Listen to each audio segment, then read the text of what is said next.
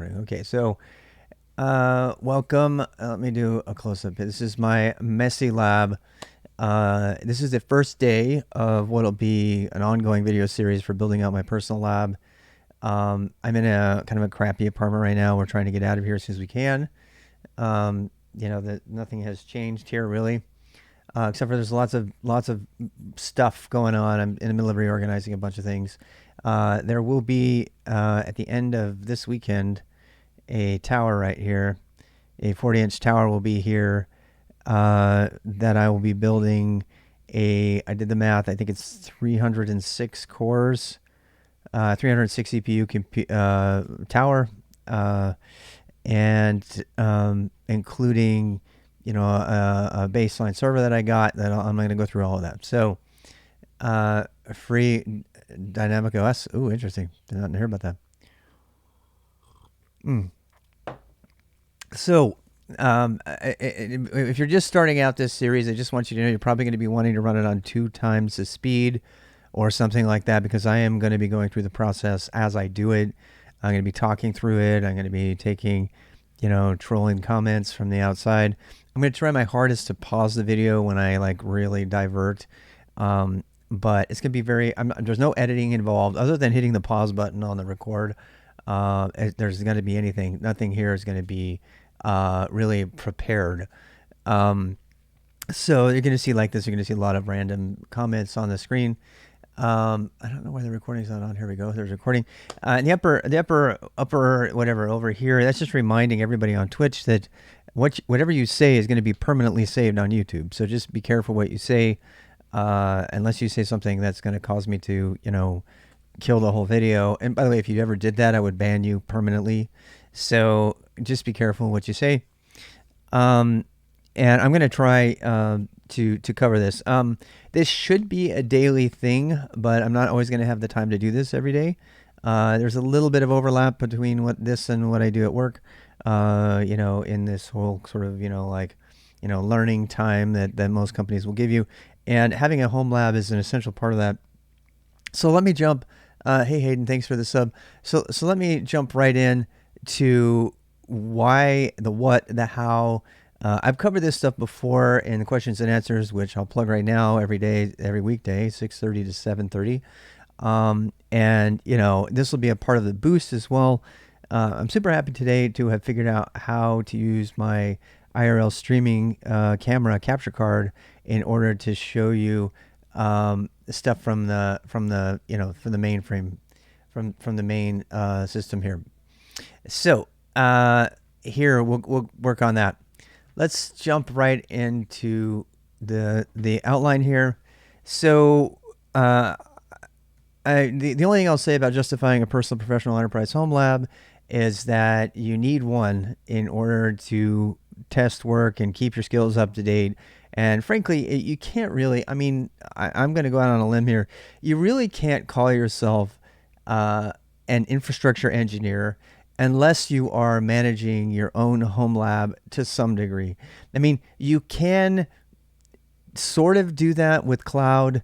And I do want to talk to you about the stages of personal home lab evolution on this first day, but I'm not going to go into these things beyond today ever again, because I'm just going to assume that you get this stuff, right? So these are the stages of my own home personal lab. I'll just give you my history really quick. So, the very first lab I ever had was not really a lab, right? It was an old computer that was running Linux. And how to install Linux on hardware and all of that stuff is a big part of that. I am super happy to announce today's the first day, that I now have a capture card, and I will show you that a little bit. Here is our external one. Here we go.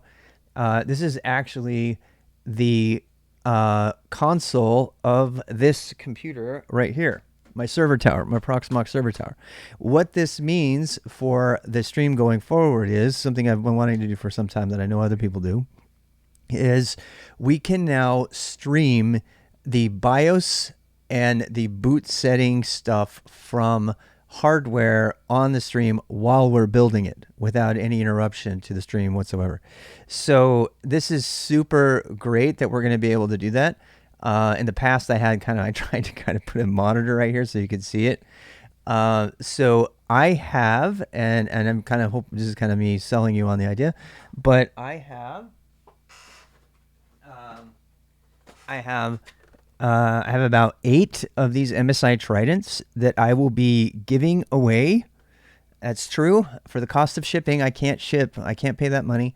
But and I'm not gonna troll you on the shipping cost. But I am gonna be building out these, and we're gonna be building them on stream, not necessarily as a part of the lab, but as a separate stream after the boost. We are going to be Linux on hardware. We're going to do a whole series on that, and that will be at the end of the beginner boost after we do our Go coding. So. Um, and the really cool thing about that is we can actually install, we can go through different distro installations, and we can go through each one and see what you might consider for each one on hardware. We can do the same thing, by the way, in virtual machines, but using this method, we can actually go into the BIOS, and I can show you the BIOS of a few different systems. I also have 16 of these Mac Minis over here, super tiny. They're about $60 on eBay, but they are quality hardware, my friends. They have 4 to 8 gig of RAM. They don't have much RAM in them, and they have 4 cores each, but they're really solid. They run really, really cool.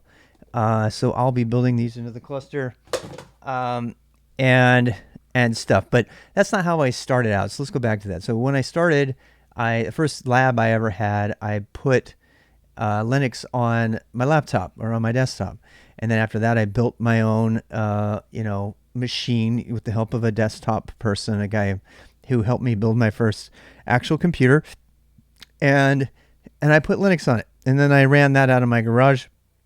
I actually bought all the parts from Fry's, Frye apostrophe S, which is featured in Mr. Robot, as well as it's a Western thing. It's not out here on the east side, unfortunately. Great store, by the way. I wish we had them here. Anyway, so I built out my Linux lab, and I set up. I've talked about this before, but I set up tuckzone.net. That was my first domain I ever purchased. Actually, no, that's not true. I had Mulestein.net before that, but all that stuff is gone now. And you have a Fry's in San Diego? Oh, I'm so jealous. You started with Windows XP Pentium 4? Yeah. So that's, I mean, you might not be at that. I just want you to know that I didn't start out, dropping, 10 grand on a server cluster the way I'm going to be doing today, or over the course of this next video series. And that's about the cost of everything that I built, because I bought everything new, and it's just degraded over time. And so, but I've easily spent 10, 20 grand. You're like, where did you get all that money? I actually ran a business, so I should probably say up front, I ran a business called Skillstack Coding Arts, or Learning Community, whatever you want to call it. It is still a thing. I still do beginner boosts for Skillstack for free, Sundays from 2 to 6. So if you want to participate in any of that same curriculum that I used to teach one-on-one in private to people, or in the community at Skillstack. So that's where all this hardware is coming from. COVID hit and a bunch of other apartment snafus, and so now we're left with a bunch of hardware, and I'm just reusing all that hardware. So, and that includes, and I was counting it. I actually have 30 something Raspberry Pis.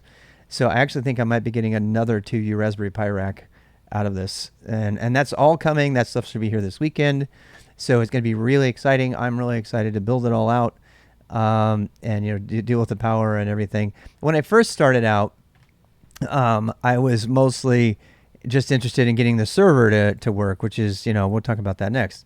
So after I ran the lab, and I worked at Nike, I was Nike's internet webmaster, and I did a lot of Linux stuff on the side. And then I got headhunted into IBM, and the Java development project went away, and while I was in training, actually. And so I jumped over to system administration, because I've been doing it in my lab. I've been learning Linux on hardware in the lab, and I was pretty good. I was good enough to get a job with it, doing as an entry-level Unix engineer. And so I did that for IBM for, I started out doing that for 2, 3, 4 years. And then that job went internally within IBM went away, and then because the contract went away, it was Consolidated Freightways actually, and they went bankrupt. But then I shifted over, and I got picked up by another team. And I worked for Tivoli for a while, and I worked for other organizations within IBM for a good 10, 12 years.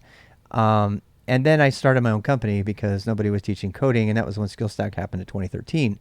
So up until that point, the only real lab that I had was I had some servers on DigitalOcean, which is a cloud, and I had my own like one or two servers at home, and that was it. That was it. I had collected a lot of old Linux hardware, and I went ahead and put that on there. Thank you for that comment. And so yeah, yeah. Well, I mean, it's more about we'll talk about the Raspberry Pi and the ARM and all that stuff. That stuff will all be a consideration. So anyway, and then when I started SkillStack in 2013, I was still working at IBM for about a year, and then I switched over completely. And during that time, I was running a lab. I ran the whole company off of a single server like this one right here.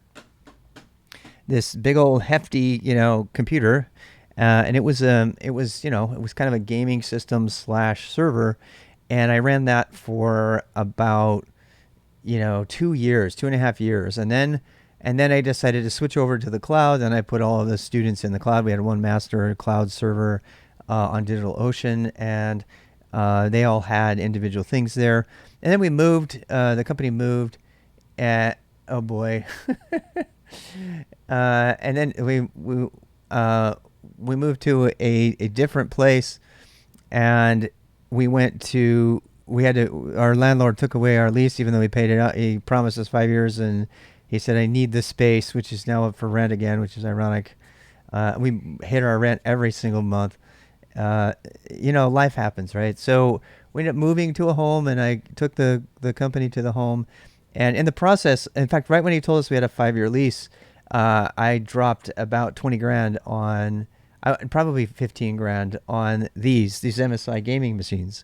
And I put all the gaming systems up, and we had sort of an arcade, but also a game development session. And then we got kicked out, like literally that same year.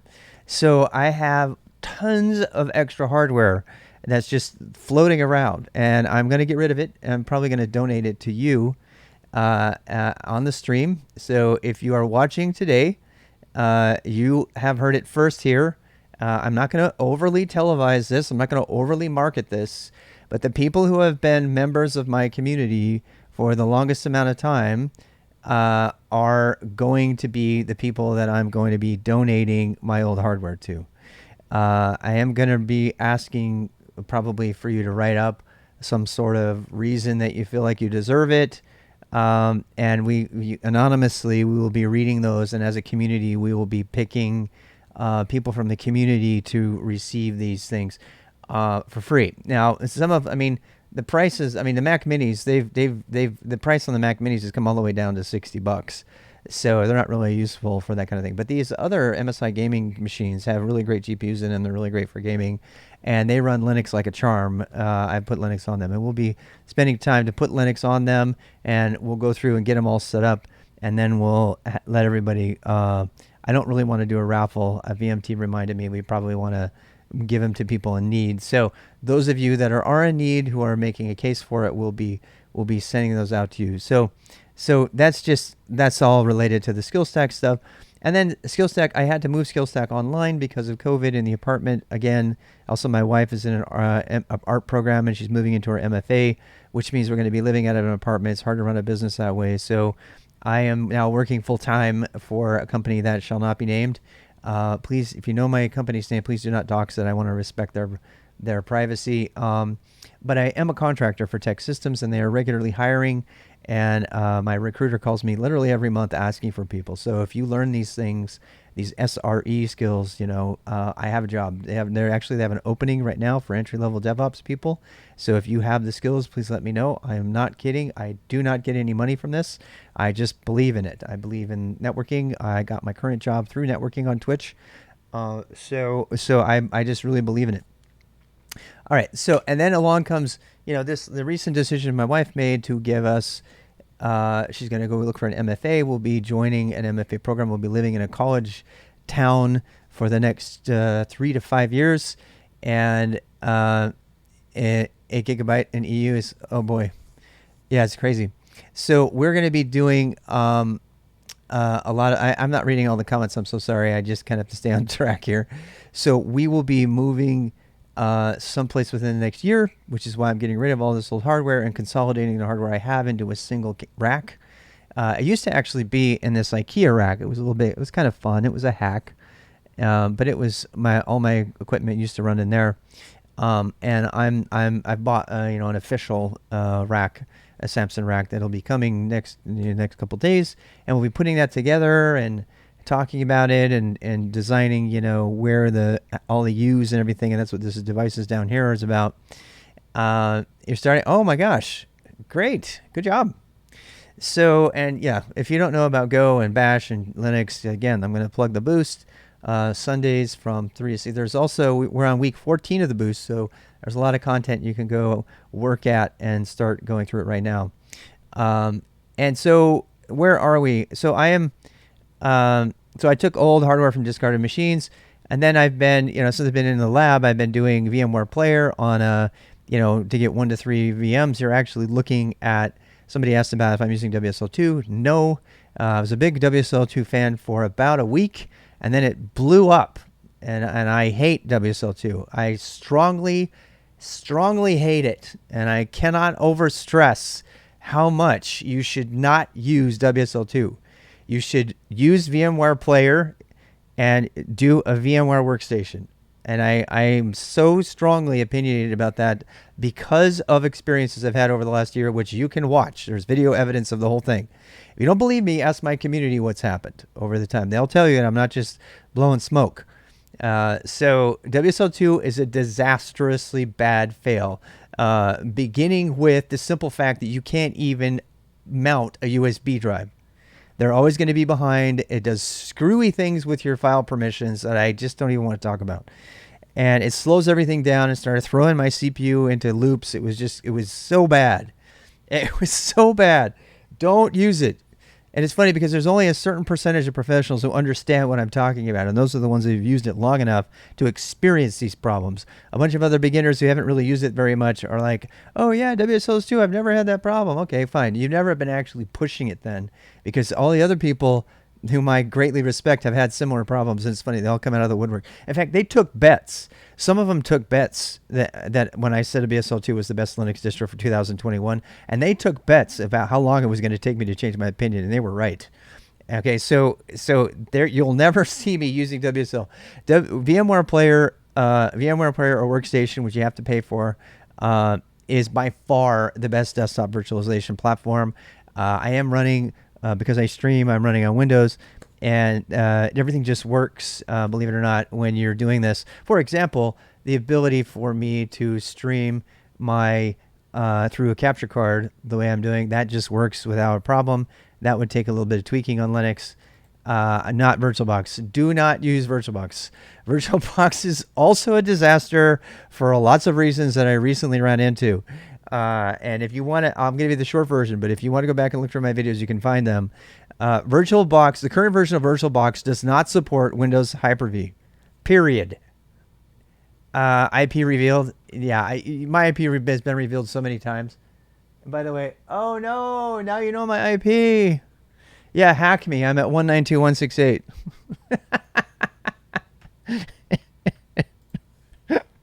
That's an insider joke. Okay, so it's like the company that did an IPO and said, go check out our new website at localhost / whatever. True story. Look it up. There was a dumb Silicon Valley startup that launched their company and told everybody to go to localhost to see their thing. True story. If you don't know why that's funny, you will if you keep watching, I promise. There's no place like 127.0.0.1. All right, so this is where I am right now. I have all the stuff to go beyond this, but so VMware Player, I'm at 10.10. Ooh, Matt, be careful. Player Workstation, and then run. So I run Windows and Mac. I'll just make a small explanation of why aren't you running Linux on your desktop? I mean, God knows I have. At IBM, I did it for 10 years. Mostly because I deal with people who, the main reason, very selfishly, is because streaming software runs better on Windows.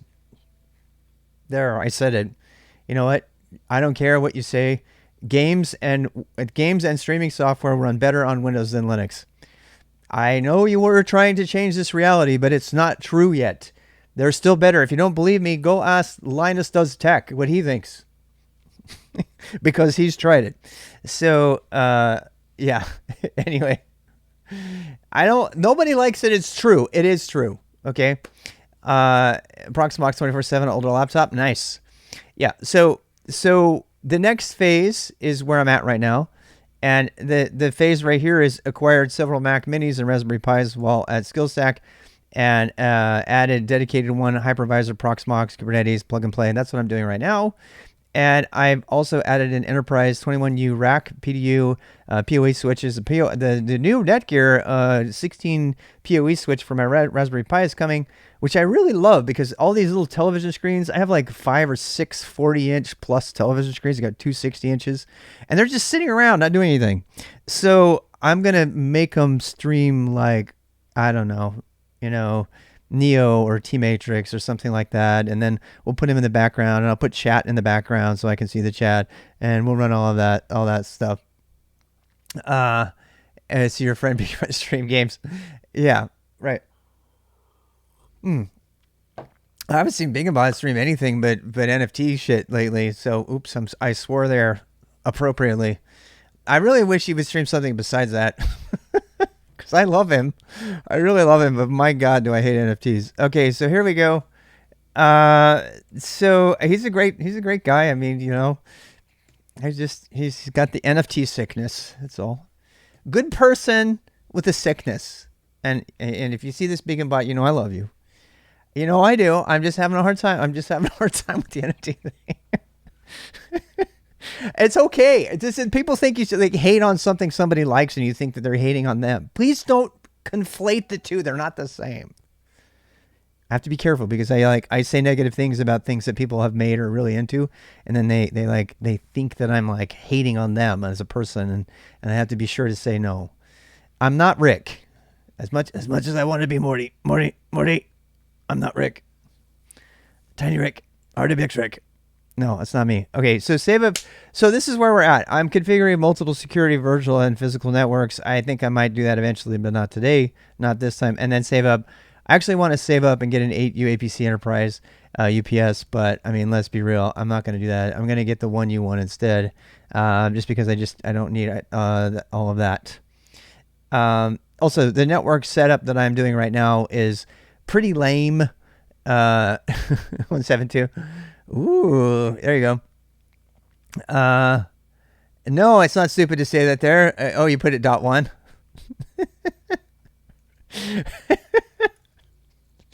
I love all these little jokes. See, nobody's gonna get the jokes. They're gonna go do the research. They're gonna go learn something in order to understand the jokes. I love it. Yeah. Am I stupid? Here's my IP. There's some hackers that will they have honeypots, and they'll be like, "Oh, here's my IP. Come hack me."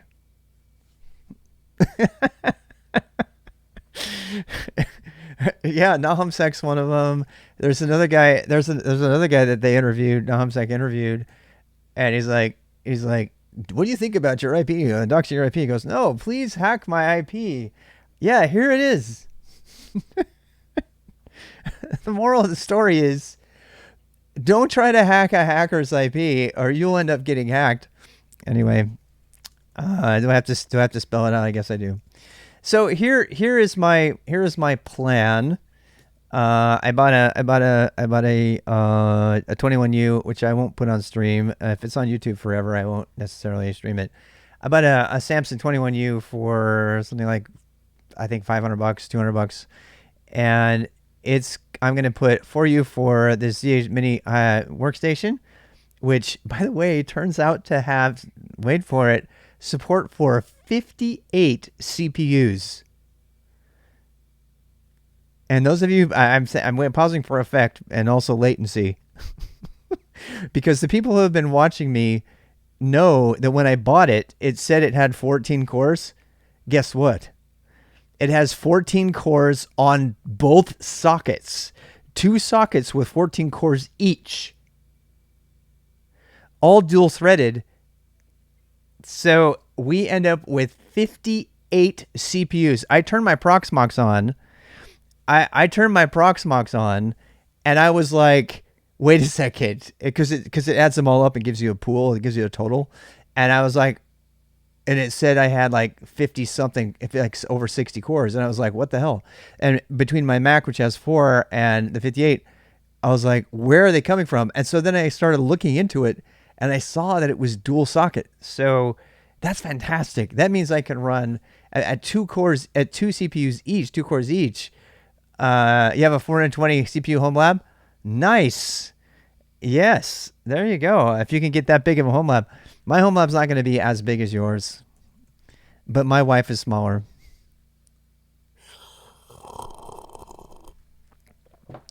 Okay, that was not suitable for work.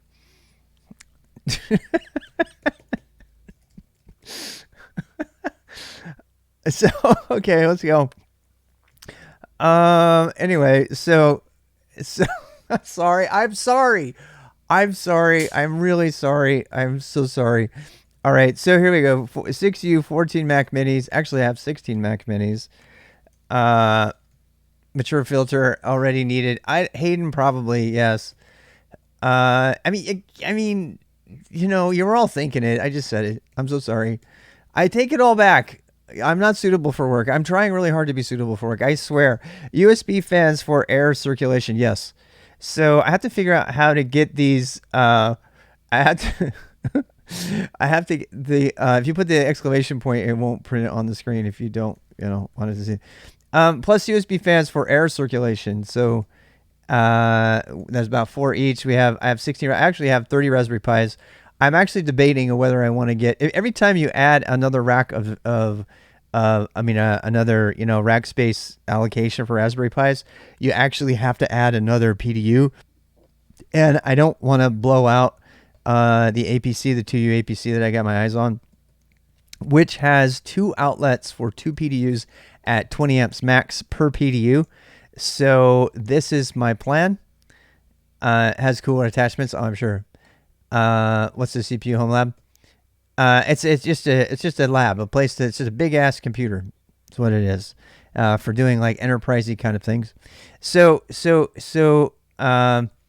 it has, well, I mean, the UPS, you can get one with 20 amp or you can get one with 15 amp, right? But I'm going to go ahead and get a double 20 amp. The PDUs that I'm looking at, which I already bought, each do, they have a circuit a breaker on them at 15 amp. So they don't go above that, and they have 14 plus 2 in the front, so 16 total outlets. And they have a little display about the draw on them, which is really nice. I've gotten really into voltage draw and voltage meter monitoring since I started doing the IRL streaming, because you really got to know what you're drawing on amperage.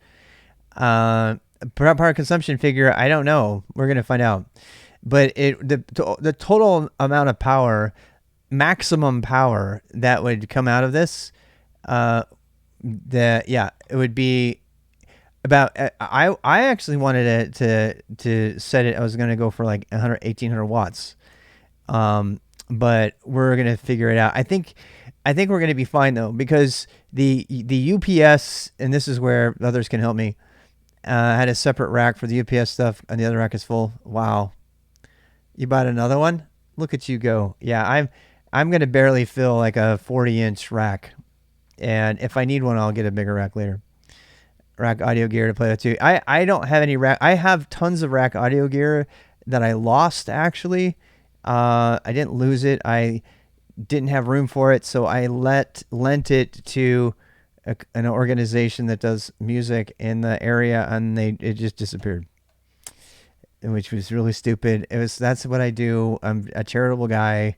I'm like, well, these $800 subwoofers are just sitting here, and I would rather somebody else use them. And so I let them have it all. The piece I miss the most is like the power. I had an absolute clean power thing. I don't want to talk about it anymore. I mean, the organization that kind of was responsible for the equipment said, "Hey, we'll give you some free advertising," and yeah, it was not worth it at all. I got really raked over the coals. I'm kind of bad with money, honestly. I am. I give stuff away all the time. I like go into debt for stuff, and then I pay the debt off, and then I give this stuff away. It's just how I'm programmed. I don't, I mean, like, look, if it's going to help you learn and you're going to be a better person, or if it's going to promote, young, emerging bands and artists in the area, then I'm like, okay, fine. And I kind of donate. I do this all the time. I'm just to a fault. My wife gives me a hard time about it. She's like, she's not mad about it, but she's like, are you really sure you want to give away all your audio equipment that you bought for the wedding? Blah, blah, blah. I actually have my amp. We're going to do a block party for RWX conference, RWX Con. We're going to have RWX Con one of these days. I'm going to run my own block party and stuff. So anyway, so this is the target for everything I've got here. I do with your PC you're building on a home lab. Oh, we're going to talk about all that while we go, Craft Coder here. I can't get into the details of it all, but mostly the short answer is that you can practice, right? So you don't need a home lab, by the way, and a semicircle interest. Tony, only you would suggest such an awesome thing. No, they're going to be. I got to buy the PoE hats for them too. Yeah, and I'm gonna run. I've got, since I have more than 16, I'm probably gonna run a ton. I'm probably gonna have about 10 or 15 sensors. I'm gonna leave open spots on my rack on my network with the PoE power, because I want the house that I moved into eventually to have like tons of Raspberry Pi sensors all over the place. And that includes, you can do like cameras and things like that, like on your roof and weather stations and all kinds of fun stuff.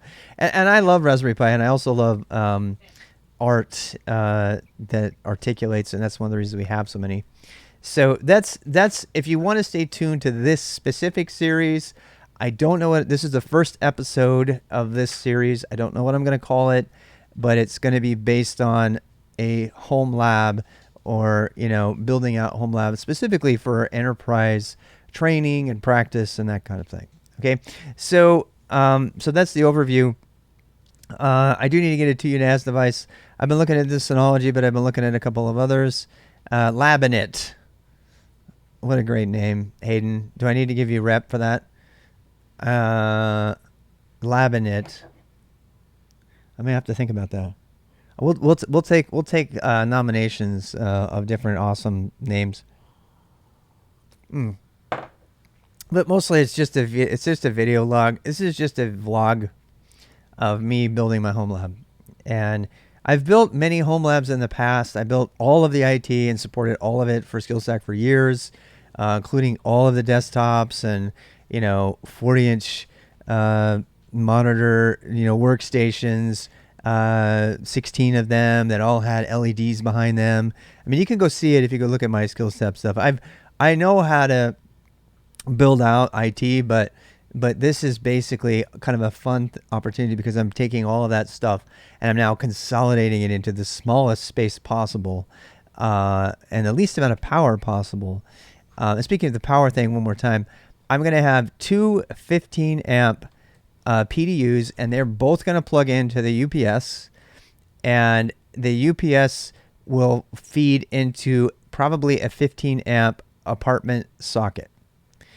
And because of the UPS, you can pull this off. As far as I know, you will not brown out your apartment if you have a UPS there. If you don't have a UPS there, you're going to end up browning out when you stick when you stick your vacuum on, or your skill saw or something, you're going to end up browning out. And so the UPS that I have my eyes on is just a 2U minimal thing. I already have one. I have an APC that I've had for years. I've had it since Tucson, which was 2000. And you just have to upgrade the batteries on it and stuff. But I do want to get one that fits into the rack. I haven't bought that piece of the kit yet, but all the rest of it I kind of already have. I do need to get some USB fans for circulation, figure out how to power those. And I've got I've got both of the Netgears now. So Let's get on with it. Actually, the total cores here, that number is wrong. I need to redo that. I need to redo the total number of cores because these I honestly I don't know. One of the things I like about Proxmox the most is there's this main screen. In fact, I can show it to you really quick before I get rid of it. Yeah. So let's go to Proxmox 24. I'm about to re-image this for reasons that I will explain. I'm gonna go to privacy mode for just a second. Uh-oh, that's not privacy mode. All right, give me a sec. I know those of you with a really amazing system might be able to figure that out, but the rack will be okay. I don't know if it's going to blow the circuit or not. I don't think it will. Yeah, it's just one UPS though. I mean, I've thought about getting two UPSs and having each, but they're still going to blow the circuit if it's on the same circuit, right? Yeah. I mean, but I am right at the maximum. If I try to put anything more in there, I'm going to have trouble, right? And I know I'm going to be fine because I did this already. The Raspberry Pis have very little power draw, believe it or not, so they should be fine. I did this entire thing in the apartment before here, and we only would brown out if there was a thunderstorm or something like that. We didn't ever have any power fluctuations that were significant. And that's mostly because, to tell you the truth, most of this stuff is going to be idle. It's not like it's going to all be pulling maximum power all the time. Most of the VMs will be on but idle most of the time. I'm trying to, if I max out everything and I have everything scanning for pen testing scanning or something like that, and I'm really pushing every single device to its maximum, then we might end up with a problem. But so far no problem there. How far? And this is not really a house. This is an apartment, and we're only going to be here for another hour, about a year, and then we're moving in October. I'm not supposed to say anything, but I'm going to anyway.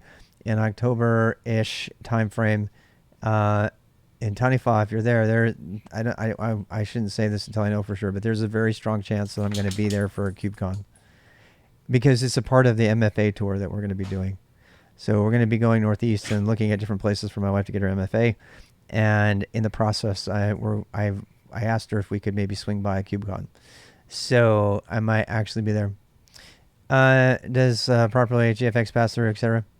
Well, it's Proxmox, so I assume so. Your recordings, keep that in mind. Yeah, people know I'm going to be out of town, so that's fine, and I am recording, and I don't mind that people know that, so I personally don't mind. Yeah, it's not really a secret. Anyway, so here we go. So we've got here we got the data center.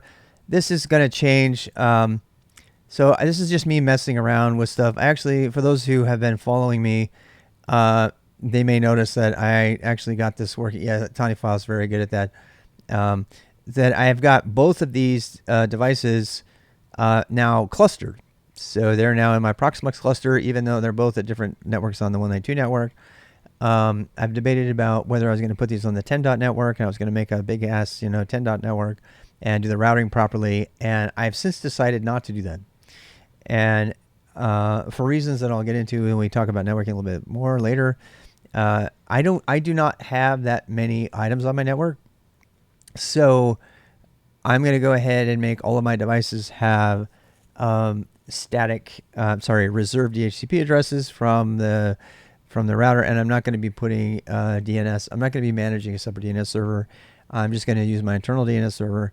If you're going to do a true enterprise setup, you should probably set up your own standalone DNS server, blah blah blah, for all of that. But I'm not. I mean, I will set up a DNS server. I'm sorry, DHCP server. And I've done that before. I've set up DHCP for our local team before. But in this particular case, I'll be using DHCP from my, network router that attaches to my internet, and setting up reserved addresses so that the IP to that MAC address is always the same. And then I'll be giving them host names that are more recognizable. I'm going to do that today, and we will be we'll be seeing this. But one of the things I wanted to show you is on the summary page of Proxmox. You can see this thing here, which I think is really fun. DNS MASQ. There's tons of options, but we'll see about that. So this is the combination of one Mac Mini and my HP Z. What is it? 640. So you see, I have 60 CPUs, and 129 gigabytes of RAM, and some storage that I haven't set up. There's some other stuff I need to set up for storage eventually, but I don't need to. So the reason I'm showing you this before I do it is this baby is plugged in right here into my switch. I have another 5-port switch right here that I'm running straight in. Nice blinky lights there. And the reason is because I'm going to be renaming these.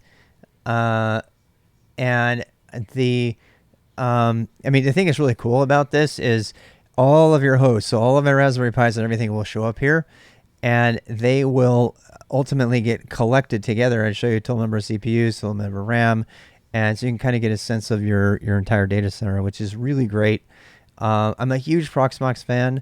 We did spend a good day or two trying to decide whether to do ESXi or Proxmox at home, and I made the decision to do Proxmox because it's KVM. It's the closest thing to having Amazon or GCP at home. Because it's using KVM. It's literally using the same virtual technology. It's not a proprietary technology used by VMware, which is good. And ESXi would get you more jobs if you learned it, but KVM is more accessible to more devices. I have a feeling it's going to play more nicely with Raspberry Pis and old laptops, which, by the way, I just pulled out. I've got like 16 laptops I'm going to be giving away on stream as well. To those, we'll put Linux on them. And we'll do that as well. There's also OpenStack. Yeah, I'm not a fan of OpenStack personally. TinyFile wasn't here for the whole ESXi versus VMware thing. We actually tried to put ESXi using Ventoy on this machine on a Mac Mini actually, and it did not have. We can put whatever we want, right? We can put ArchOX. Proxmox, I think, especially once I discovered that Proxmox is actually a company. It's a German company, and they have a support agreement. So for small to medium-sized businesses, I personally believe that getting Proxmox skills under your belt, if that's a saying, I don't even know if that's still a saying, but I still think that Proxmox is not only relevant for your home lab, but is relevant to the small to medium-sized enterprise space. So if you're helping out nonprofits, or if you're helping schools get organized, or if you're helping whatever, Proxmox is going to be a real go-to technology for that. And once I started to realize that, and it just installed so easily, I was really sold on it. And ever since then, I haven't looked back. I love VMware for sure. I really love VMware, particularly as a desktop technology. But I have predicted within 5 to 10 years that ESXi will be replaced by some form of not Zen, what's the other one? KVM technology, because KVM has become the industry standard for cloud. There's, Windows Hyper-V out there, but no. It's never gonna have the traction that KVM is gonna have. Not to the scale that KVM has. And Red Hat virtualization has already stepped up, and they are now creating, on-prem virtualization solutions that are using KVM instead of ESXi. So they are head-to-head competitors to VMware in the ESXi space. As a Type 1 hypervisor, yes, it is. Well, I think KVM KVM has been actually. If you're going to do a search for this, let's go do a search for this. I'll let you read the ones that I read. So, what is KVM? KVM is the virtual technology. No, it's not since it's been added to the kernel. In fact, that's what I wanted to show you. There's some debate about KVM, whether it's now hardware or it's software. Right, because it's in the kernel. Yeah. So I actually read this recently. I don't know if I'm going to be able to find it again. We read that the other day. It was very interesting. Some people call KVM Type 1, and some people call it a Type 2. Whatever. I think VTX-D is a type 1 hypervisor, right? And that was the hypervisor we had to turn on at the hardware layer in order to get it. But because KVM, okay, so just in case anybody is wondering, the reason that I'm so interested in KVM is because KVM is the only virtualization that is built into the kernel and supported by the Linux kernel. It is the only one. It's the only one that's supported for that. That's why it's the basis of all of AWS and all of GCP and a good percentage of Azure, although Azure, I think, is all Hyper-V too as well. So, and type 1 is hardware, type 2 is software.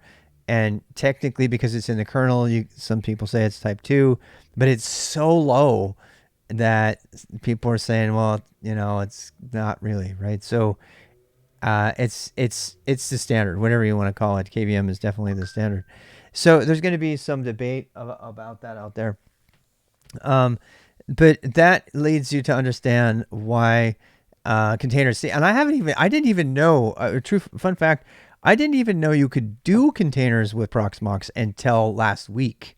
So I am not going to do anything with containers and Proxmox right now. Of course, I am officially a Kubernetes administrator for my day job.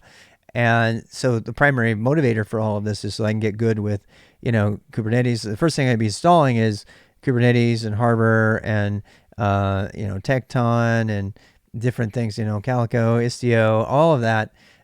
So that I can have a home lab that models as close as possible the stuff that I want from my work environment. My work environment has really screwed up. Can I just say, if I have anybody from work watching, they know what I'm talking about. My work environment currently is totally screwed up.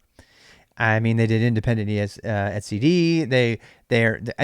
They have problem after problem after problem because they deployed shit that they did a long time ago, or they rushed it. And so, I've had to choose, do I model my screwed up work environment or do I model the way it should be and get good with that and then learn how that's different from what's been installed. Companies, because and if you don't want to be the person who creates a screwed up environment and then leaves, by the way, every single person who set up this environment is gone. They're gone. They went on to better things at other companies. I have to drink now.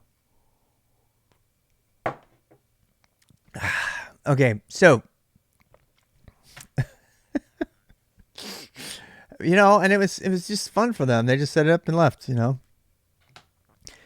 mean, look. In case I'm not complaining, That's the job. The job is dealing with what you have to work with, right? Is it still water? It's coffee and vodka.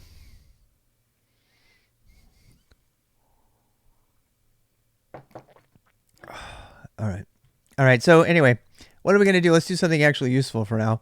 I tell you what, let's take a quick break so I can refill my coffee.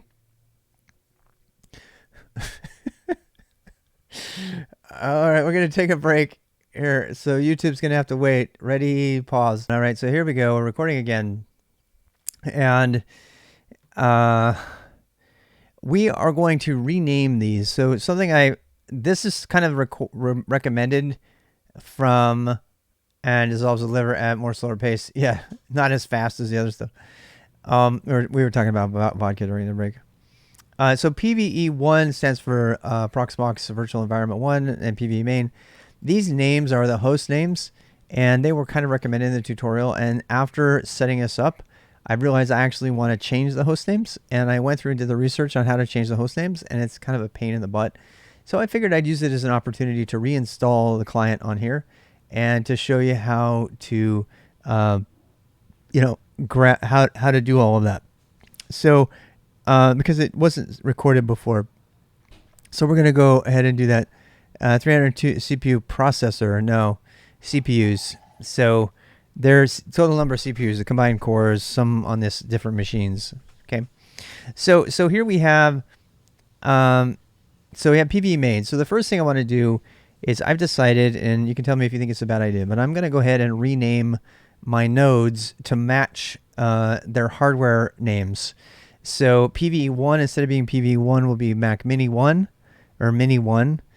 And PVE main will become HP HPZ640 or whatever, which is the type of my and the only time those names become relevant is if you set up your own local DNS to go to the underlying hypervisor when you want to log in, the OS of the hypervisor anyway, or stuff like that. So because I want to be able to look at my data center, which is going to go off screen by the time it's finished, and I want to be able to see what stuff I'm talking about.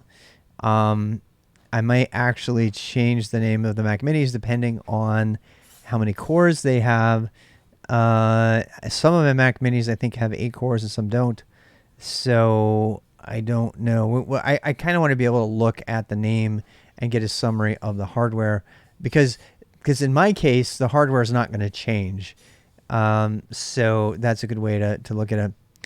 Monad cluster. I've got one for debugging now for UK. Yeah. Oh my gosh. Yes. The Mac Minis are phenomenal. They're the ones that I'm so glad I have leftover Mac Minis because they're really super cheap. You can get them on eBay for nothing, and they are 100% Linux compatible up until a certain level. There's at one point they stopped being that way. Yeah,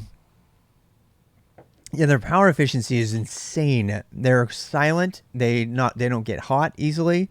They have great hardware. They've got an entirely aluminum body.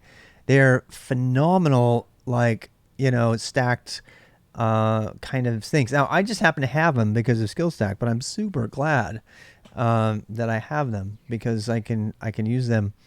Of course, I mean, I got really lightweight ones. This is my PVE1. You can see is pretty low. This has only got 4 CPUs in it. I mean, look at the RAM. It's only got 4 gig of RAM. That's how bad this thing is. This thing only has, I mean, these were designed to be, lab machines that students used to do, mostly terminal development. So this one only has 4 gig of RAM. That's like really bad. I know that I have some that have 8 gig of RAM, so I don't know if I'm going to name them differently or not. But I might depending on, what the model is. I bought them over several years, so I do have a Mac Pro that I paid $3,600 for that I probably want to put in the mix as well. I think it probably has 16 cores or more. It has crazy good GPUs as well. I mean, I think the GPUs are old. I hope NVIDIA would still work with them. They are NVIDIA GPUs though. So I might be able to use CUDA cores on that. Just get the lowest one and get some debugging on the Mac. I have a splash out on the Mac Studio. Yeah. So the current goal is to reinstall Proxmox, and I'm going to do that. I'm going to reinstall PVE main. I'm actually going to take this off on power. I'm going to quickly summarize how I got Proxmox. So you can go read the documentation, which I have done. There is a separate video series where all I do is read the Proxmox documentation from beginning to end.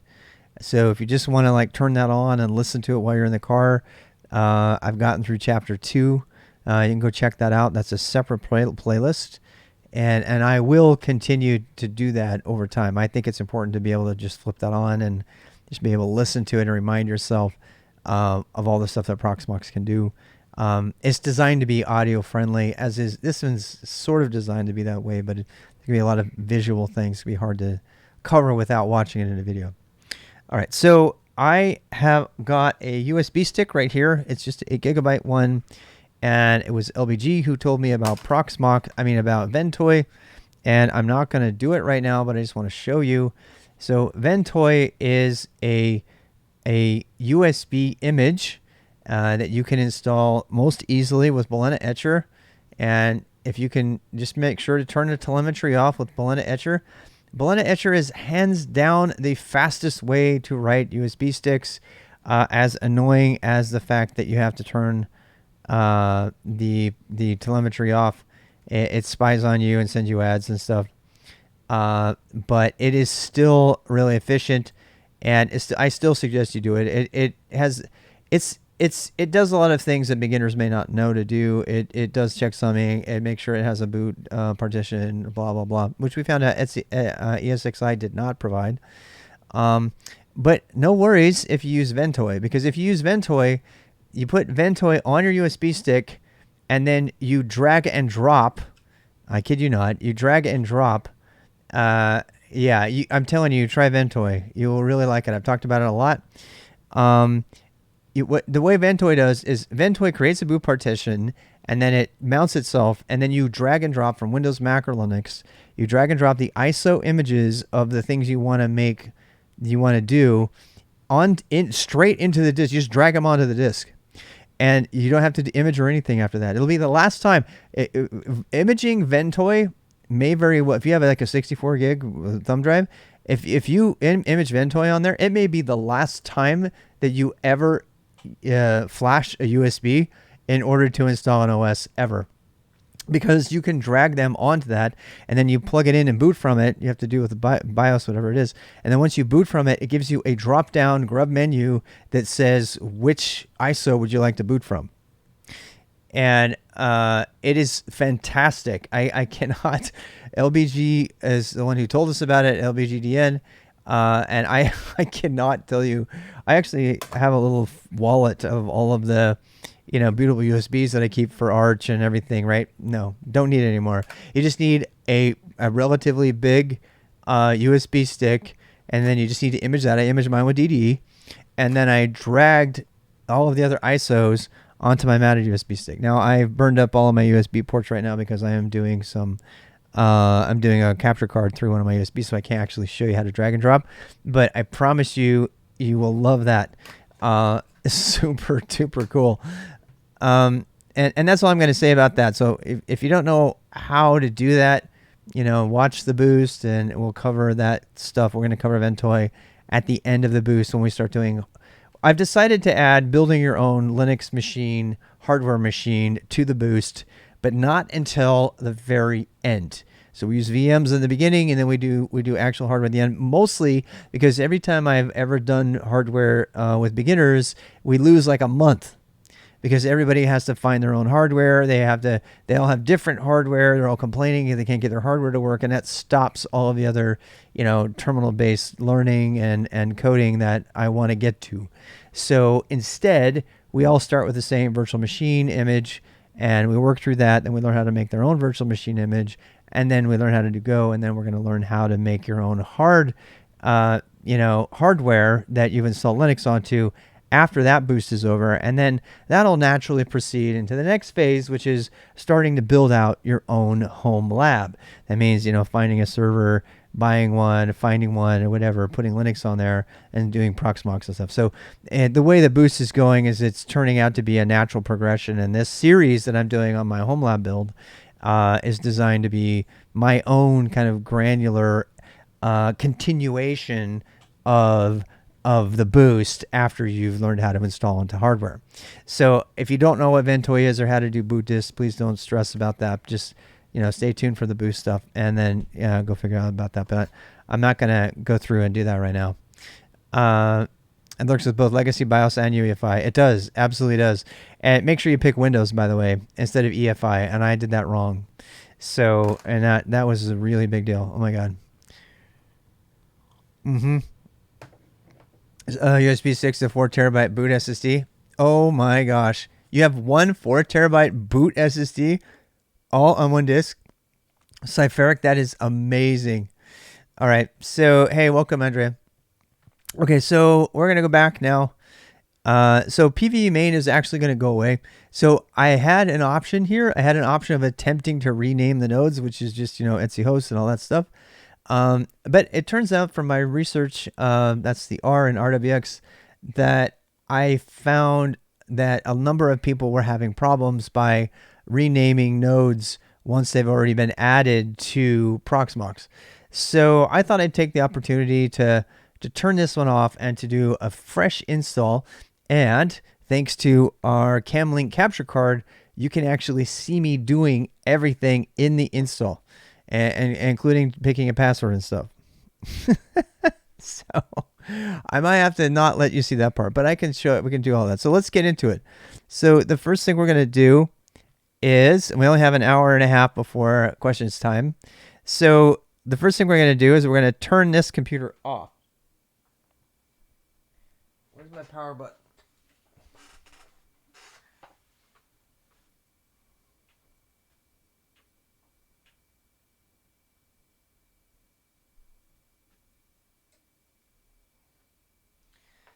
All right, so that computer's off. Okay, and we're going to take here. I'll do a close-up for now, as you can see. So I'm going to take my USB stick, and I'm going to jam it into the USB hole.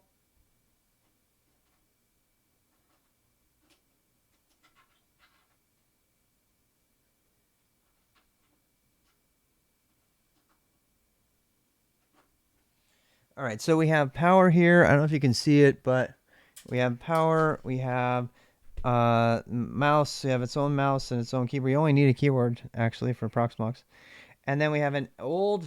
it's funny because it has DisplayPort, and then it has this ancient HDMI out. So this HDMI, you can't see it, but this HDMI out is going into a Elgato Camlink capture card, one of my extra ones from IRL streaming.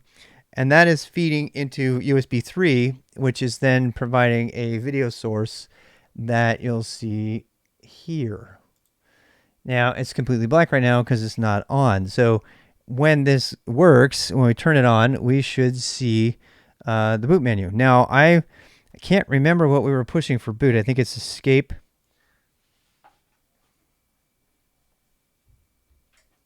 So I'm just going to keep slapping on the escape button. This is pretty standard. Every machine is different. Sometimes you have to go look at the manufacturer and decide what, you know, that is going to be, you know, what the boot key is. Sometimes it's F12. That's the one I'm used to using, or F7. Sometimes you hold it. Sometimes you just tap it. On the Mac Minis, they have a different one. So you have to do a little bit of research to figure out how to get into the BIOS. But we're going to need to tell the BIOS... Because my keyboard just came on. I just saw the power on the keyboard come on.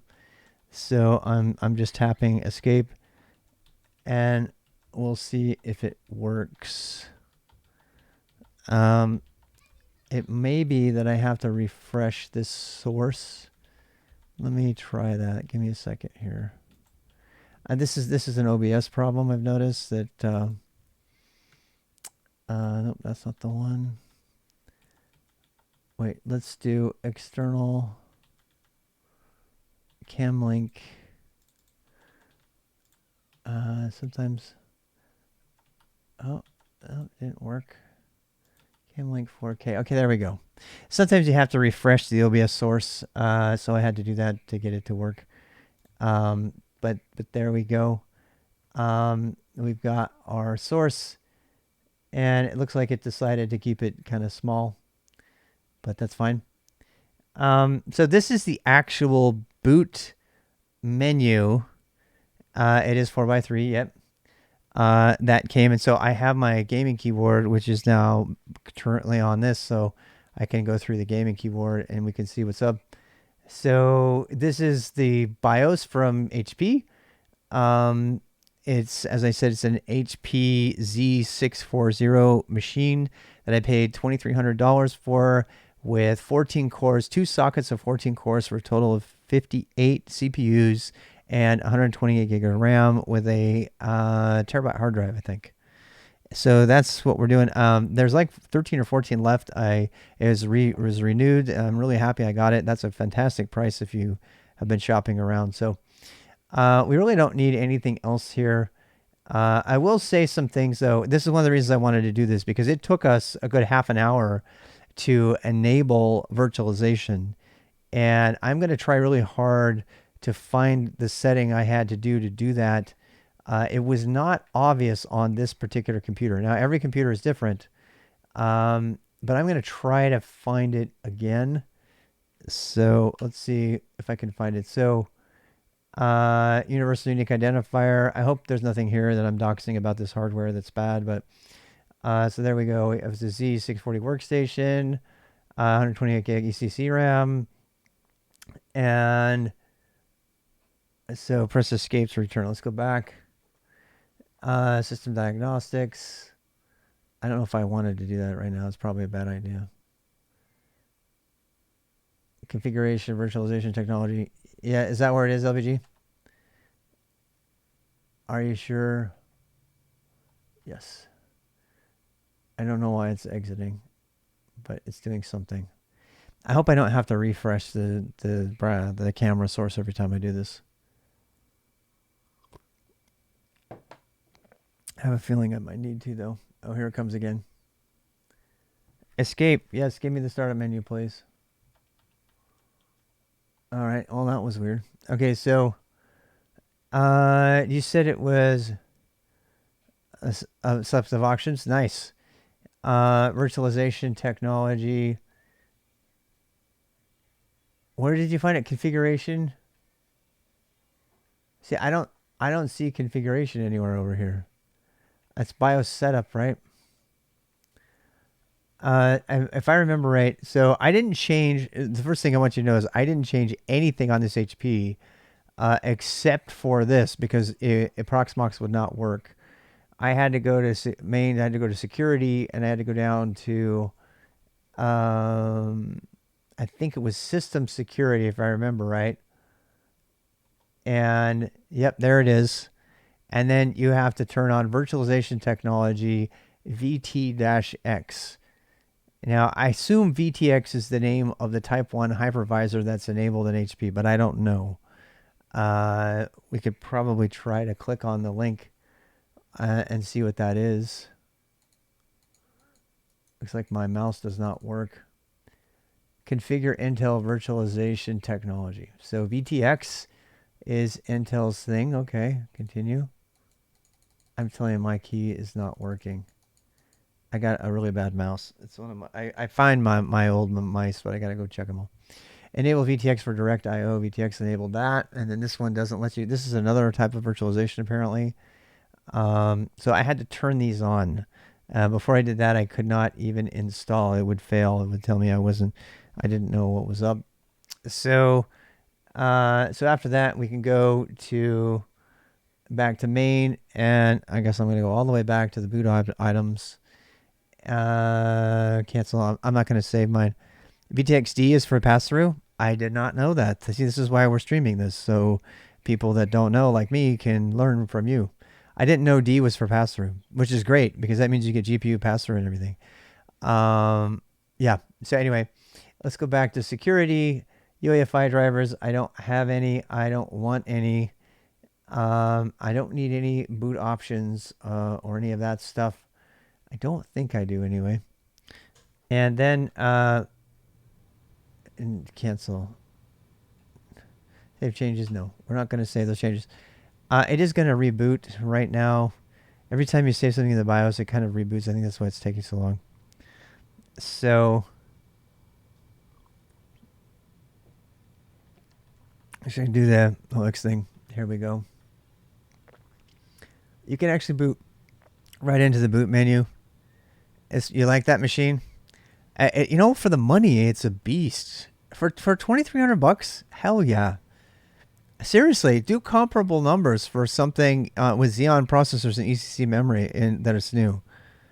I am super happy with this purchase, and somebody actually recommended it to me, and I could not be more happy so far. But I haven't, really pushed it to its limit. It's totally silent, by the way. It's hot. It does, it's like having a space heater. So make sure you're ready for that. Boot menu. Okay, so we're gonna can you upgrade the RAM to a whopping 256 at some point? I know, I haven't even started. I haven't even thought about it. And it's got really easy internals to deal with. I mean, everything's like really old school, right? So you can oh, hey, there's chips there, and I can go change them out, I think, somebody made the observation, and I tend to agree, that HP hardware is coming down in price because it got kind of like outshined by all the Threadripper stuff. So everybody wants the really sexy Threadripper, really awesome, new systems. And so these like kind of boring enterprise HP stuff have come way down in price, particularly the refurb stuff. And you know, I mean, I didn't have any problem getting this. I bought this computer. It was there in 3 days. You know, people are having a hard time getting other hardware or the latest Threadripper or something like that. But if you're okay with, if especially for a home lab, you know, something that's only 2 years old. This computer came out in 2020 something. It's not even an old computer. It just happens to have been outshined by some of this other stuff. So it's kind of like old school enterprise hardware. It's also kind of in that weird space where it's a workstation and it's also a server. It just so happens, by the way, that I found out while I was looking at my rack, is that you just flip the thing on its side and it fits. It takes for you exactly in the rack. So it's meant to be either a workstation or a rack system, which I can't tell you how cool that is, especially for somebody who's working on a home lab. Because you don't, if maybe you just want that server, you plug it right into your router, you're good to go, right? 56 core, 58 cores, you're good to go. But, so anyway, super happy with it. What are we booting from? Let's boot from Proxmox. Actually, we're not going to boot from Proxmox. Man, there's a lot of stuff here. I think we did Legacy General UDisk last time. I think this is what we did. Well, the reason we need to boot from one of these is we're going to actually override. I didn't have success with the UEFI booting, so I'm going to do the. You want me to try the UEFI? Do you want me to do this one or this one? I mean, I think that's the one that's plugged in. I didn't have luck with it last time. Oh no, last time I didn't boot with UEFI. I think I might have UEFI support in the kernel activated. But let's try it. So we'll see if it boots.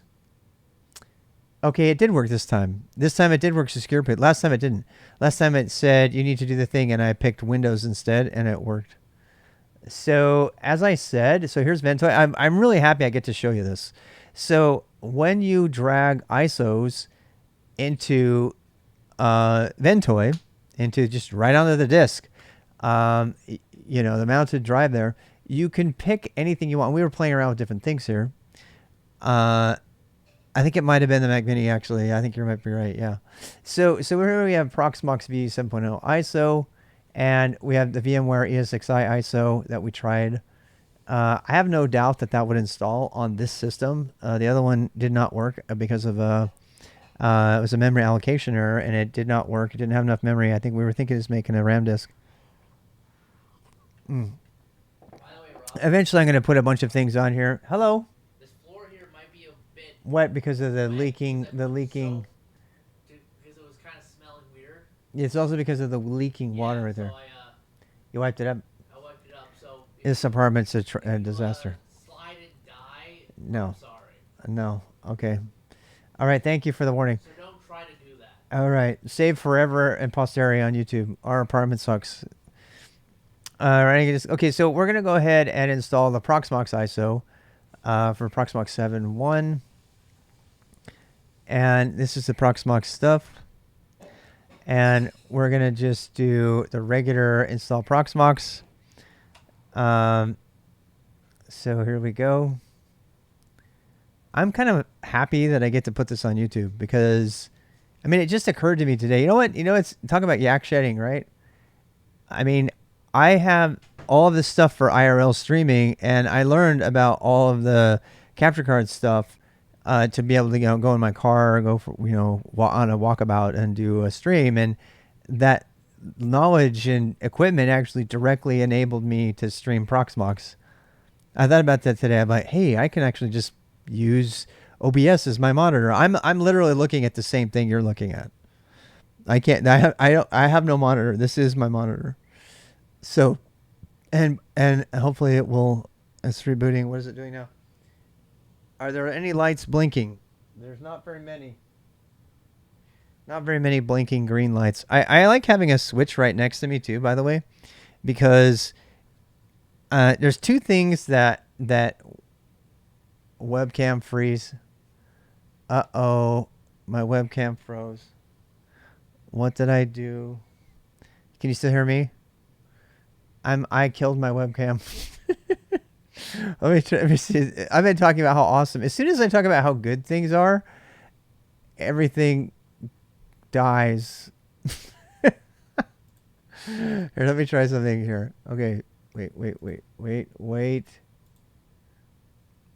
Is it working now? No? How about now? I think it might be a Windows problem actually. Oh. I might have screwed things up. And just as soon as it always happens when I like talking good things. I'm like saying good things and all of a sudden boom. Yeah, OBS, I think OBS is unhappy. It is on top, of course. So yeah. Yeah. It's on top. It should be fine. It should be fine. I do have a Windows update. I do. Is it doing the update right now? Please tell me it's not. Your device needs to restart to install updates. Select the time to restart. Damn. Do we need to come back to this video? Okay, well, one of the cam links is like gone now. So let's see about this. Here. I mean, I think that having dueling cameras is like causing a problem, but it hadn't caused a problem before. What is that? That's the cam link. Okay. So why is it so big? I guess we have to resize it now. It decided to use all 4K. Give me a second here. This is really more important than anything else. So I'll just keep going and then we'll work on the other stuff. I know how to fix it. It's not that hard. Let's see. Most important thing is to get the installed working. Oh, that's Sorry, why. we were trapped in an elevator. Are you wearing lipstick? What are you doing? What are you playing? No, Xyla, get out of Don't my play chair. the Just Space straight through to Force remote stuff. navigation. You're welcome. Not right Dr. now. Chen, recalculate the new thruster data and relay Don't it play to the Blue Space Oyster Force Cult stuff immediately. right now because it's Stop gonna that. get me in trouble. Okay. All right, wait. I have to resize it because it all of a sudden says, "Hey, I can use all of this stuff," you know. Let's go to. Give me 1 second. Cam link. Okay, here we go. Transform. Fit to screen. All right, there we go. So we have our license agreement now. So you don't need to see me. You just need to see this. Yeah. So, and there's a license agreement, which I will now accept without question. I clicked on agree, but my mouse is really finicky. Oh God, I clicked too fast. This mouse that I found is like an old mouse and the button does not work, so it's annoying. In fact, I may not even use the mouse. It's actually easier to like tab through. If you don't want to mess with the mouse, you can tab through the whole thing. I noticed. It was a good joke. It is a good joke. Yes. Anyway, so we have the Proxmox installer, automatically partition. Yes, that's what I'm going to do. So it looks like I have 0.5 terabyte of SanDisk, which is SSD. That's like that's another reason I liked it. Is it's all SSD. We don't need to do anything fancy there, so I'm just going to tab through. I feel like tab's not working though. What does this do? I don't know what's here. It's very hard to tab that. I'm gonna push enter. Oh, so we could. Oh, that's the other disk. Yeah, we don't want that. Why is tab not working now? Why is tab not working? Is it because my mouse is working? I don't know why tab is not working. It's not though. All right, we'll click on next. All right, so United States, America. Come on, I know you work. New York. That's me. US English. Next. Password. Oh no, whatever will my password be? I don't know what it will be. Uh, uh, uh, uh, all right. How's that? And you know my password now? Oh no. Password. Uh,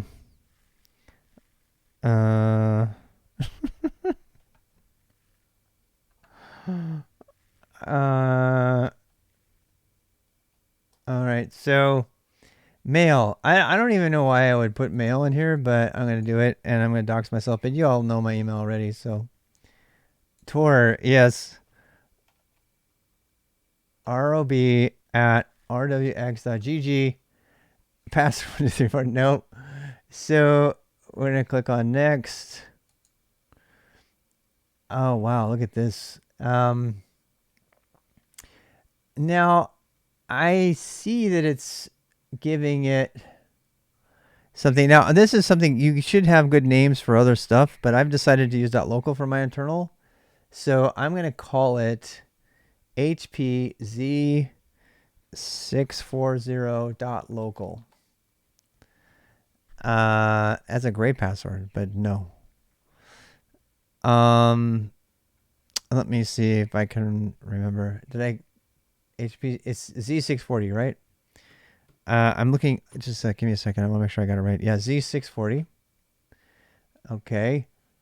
And then what? And then I've created a reserved IP addresses. I've created reserved IP addresses starting at 100 and going up. Right now. And then we're going to do the gateways 192.168. So the question is going to come up a lot. Why am I using my default router for this stuff? And the reason is because this Enterprise Home Lab is not big enough to justify its own subdomain and all of the other stuff. I mostly just want servers that I can get to as if they were plugged into my house and I can go use them. Now, if you want to do that, if you want to set up a VLAN, and if you wanted to go in and put, your own different things there, I would say go for it. But I am not going to do that. I am not going to have more than, 16, 16, 16. So like about 100. So there's be at most there's going to be 100 hosts on. And that's it. And why? Yes, it's less secure, but it does let any of my devices in my house talk to any of the devices on my local LAN. So my home network becomes my security. I will not be building a DMZ for reasons I've talked about in other videos. There's no intended network facing anything in this environment. I'll be doing a lot of outbound stuff like pen test scanning and making remote connections, and I will enable one or two inbound SSH jump host access points that only I know about, but I'm not going to be putting anything out that I want other people to access, whether it's a website or a remote login server or something. So anything in that range, anything of that type that I would do, I would put into the cloud, and it would be separate from my internal home lab for my purposes. That saves your family. It keeps you, it just keeps you the safest out of all of them. One better solution would be, there is really no inbound access to any of these machines. If somebody breaks into my Wi-Fi, which is a thing that people do, that's a different thing, and there's really nothing secure that's at rest, that's not encrypted. So it would be sniffing network. If I would, the average attack against a person where you break into their Wi-Fi is to just sniff their network. And as long as they're using HTTPS for everything and they're not saving stupid things to disk, you're still going to be fine, even if you get compromised that way. But yeah. Unless, somebody puts a keylogger on your laptops or something like that, which they could do. So anyway, here it is. ext4 STA. It's got my IP address there. HPZ640 is my host name. And I'm going to click on install. And this actually does take a little while. So here's the time where you go get your coffee or something. You can play with your webcam and see if you can get it to work again. How about that? Let's try that. Is it working? The problem is that both of my video sources are a Camlink 4K and I can't tell which one is which. It's kind of weird. I feel like this one is kind of turned off actually. Yeah. Create LVs, logical volumes. Yeah. Rubber ducky is a myth. I don't know about that. Let me see if I can fix this one.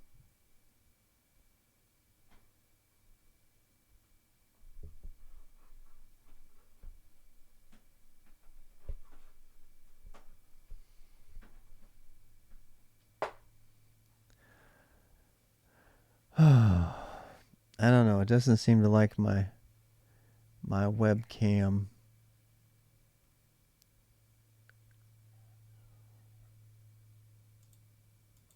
Let me try again. Because they're kind of the same. Oh, there we are. OBS is a little bit finicky even on Windows. But hopefully the other one we didn't freak out. Is it still on? Okay, good. It's still on. Yay, we're back. I'm sorry it's so bright. I have no control of that. We're back. So, yeah, I just replugged in these cam links. I really am a fan of the Elgato cam link. I got to tell you. The Elgato cam link is really amazing. If you want, we can go to close-up mode so you don't have to watch all that. So, the Elgato cam link, if you haven't seen one, let's go look at one. If you are interested in how I'm doing this stuff right now, Elgato cam link is this like remarkable simple device. It's a 4K, and I'll just show you a picture of it. You put in HDMI into one end. I didn't configure the storage, no. So, and over here, oh, you guys are talking about something else. Okay, never mind. Backup auction, luxury of Proxmox. Yeah, I can't wait for that. I haven't done any of that yet, but yeah. So the cam link is that you plug an HDMI into one and you plug a USB into the other one, and you get a video capture source in your OBS. And so then you go up in your OBS and it's just like any other thing, and it draws it fine. So that's what I'm using. I actually have two of those right now that are both plugged into my streaming box here, and they are providing the two different views. So when I do external, different incarnations of the same box, but they are not by Elgato. Yeah, there's some cool things to do that. Now, the only annoyance with OBS is that on occasion, you get this problem where it forgets what it is. And the way to fix it, by the way, is to go to something else that's kind of dumb and then to come back to it, and it will do it. Now, in this particular case, I think it probably rebooted, so there's probably nothing to show. Yeah, there we go. Okay, so... and so far they haven't conflicted or anything. But I know it's virtually impossible to read. Different conditions, sandbox. I can stream from TV recording and strip the HDCP encryption. Nice. I did not know that they could do that. That is really cool, dude. Your name is Dude, so that's why I said Dude. That is super cool. I did not know that. All right, so I have this like ridiculously impossible to read thing. You know why? Because it thinks it's a 4K. It thinks it's 4K. But here's the thing. We don't care because we don't need to use that anymore. Thank God. It will work for 4K? Yeah, I don't know about that. But so we can't enhance. This is just a login machine, which we don't ever need this anymore. That's what I'm trying to tell you. once you have this up, this is, you can deal with it headlessly. So I just wanted to take you through that other thing. So we can actually go back here. This is by the way, if we refresh here, it's gonna be like PV main doesn't exist anymore. Oh no, PV main is dead. We should probably delete PV main. PV main was the main one, so it's gonna be kind of weird. I don't know how to delete them. I've never done it. So let's go ahead and make a new one. So we're going to go, this is 23. We're actually going to go to 24, and actually not 24. We're going to go to 100. 100. If it worked, it should be up.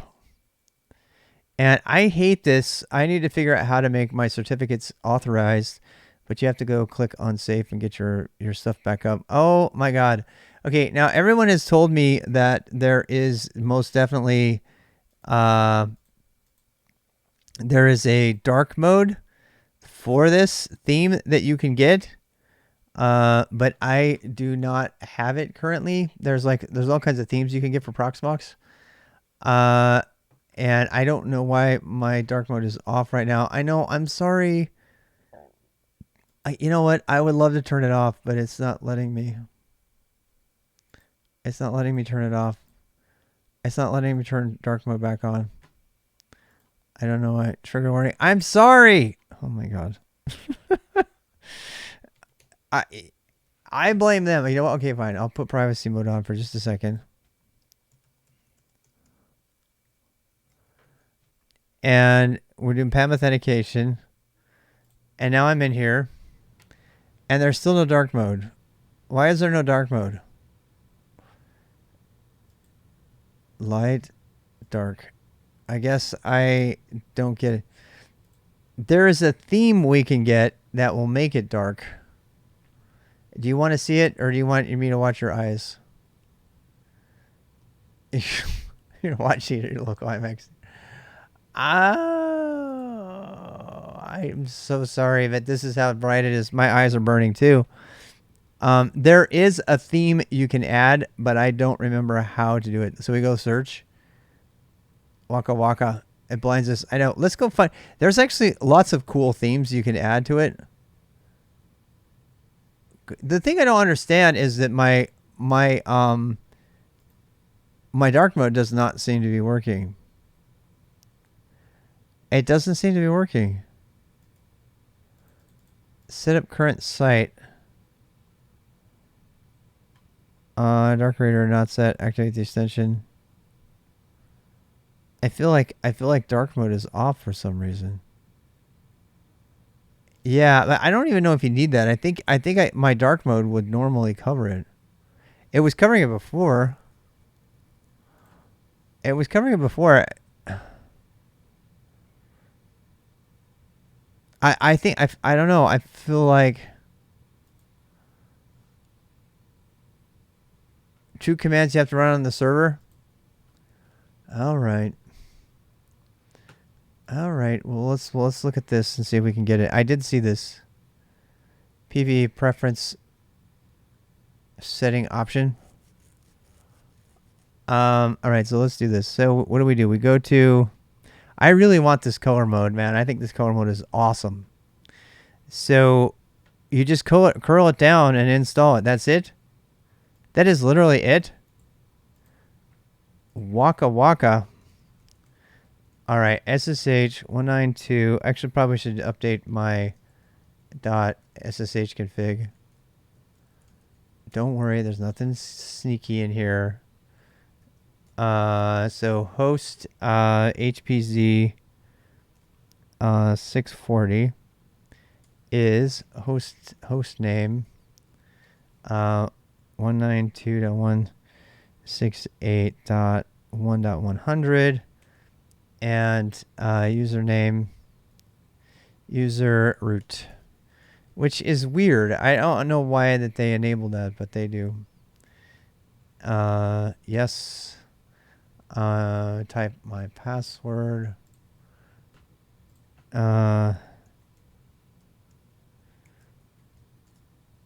Okay. Here we are. So we're actually on the system. That's why I was saying we don't need to use our machine that got booted.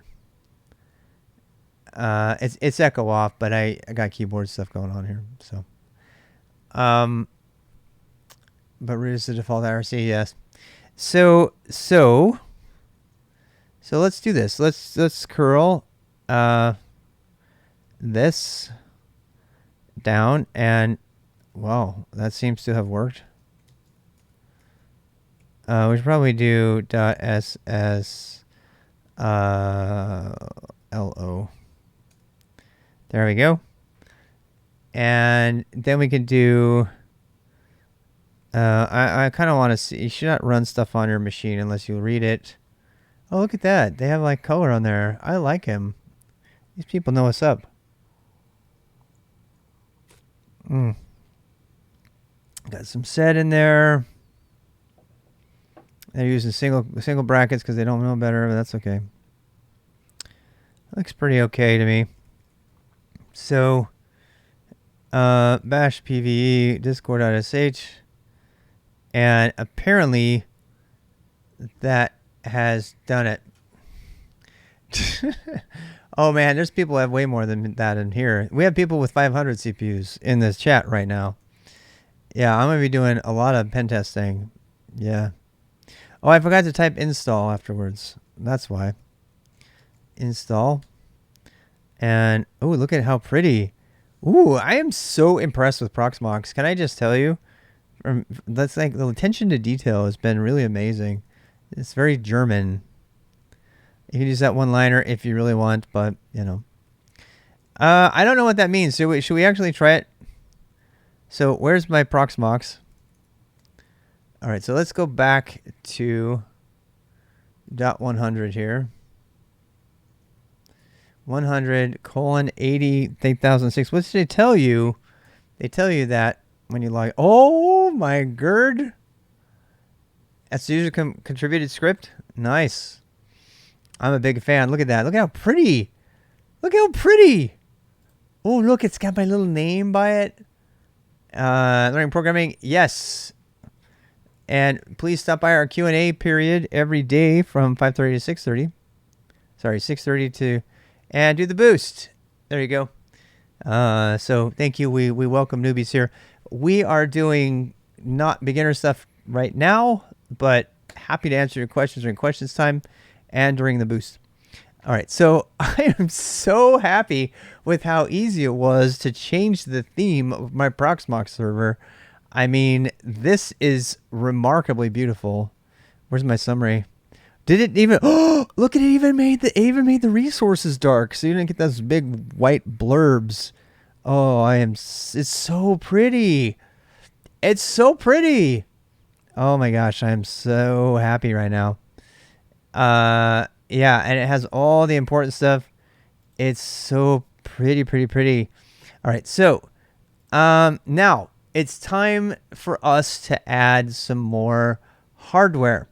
Okay, so as it happens, and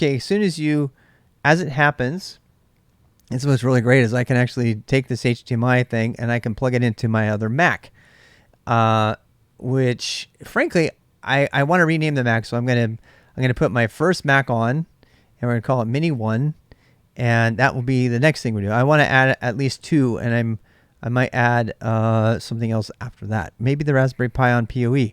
I do have the Switch right there.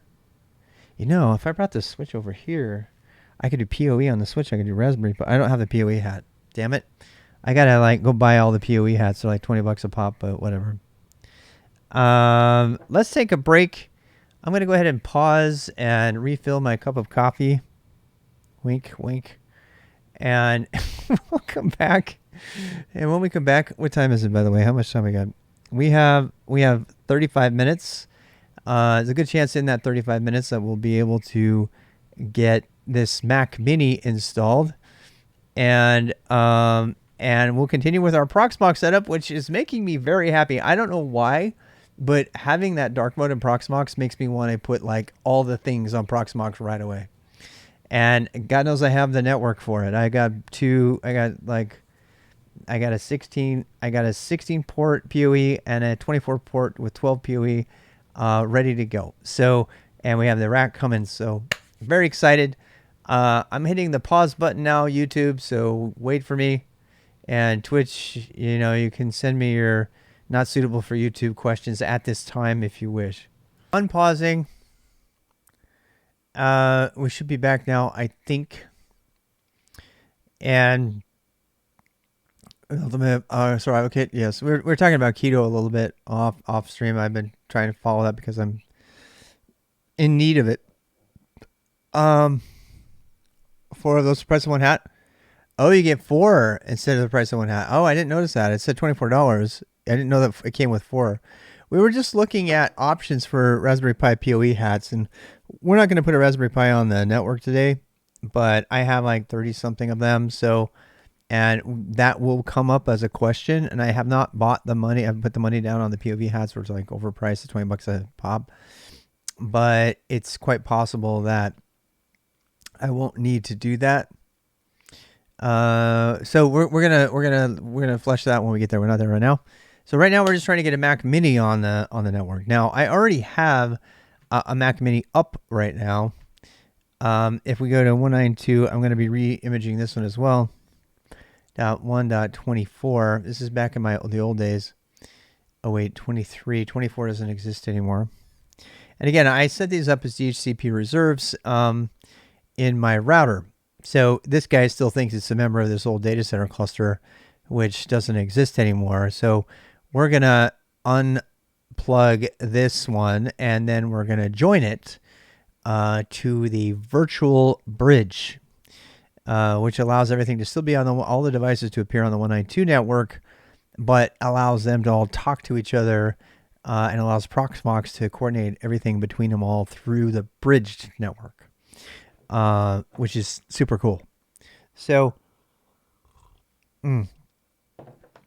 first things first, we need to unplug this guy and rename it.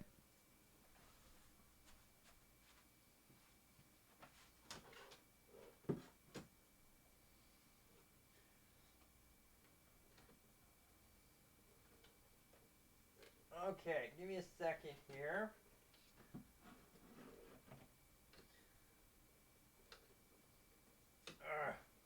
Why, you know, okay, there we go. There we go. All right, so we need like a really long Ethernet cable for now, just for today.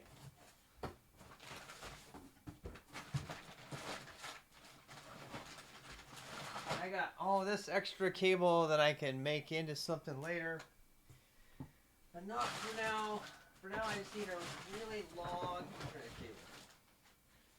cable. All right, so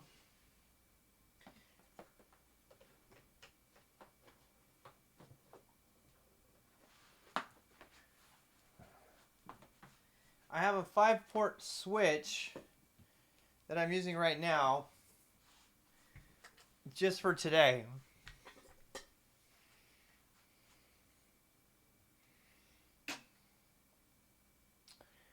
However,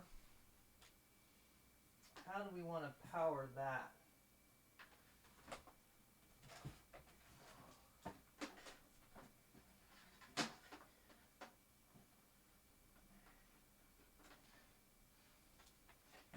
All right, so I'm going to bring the Mac Mini.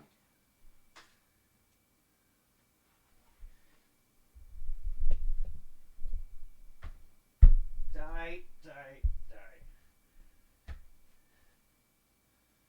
All right, so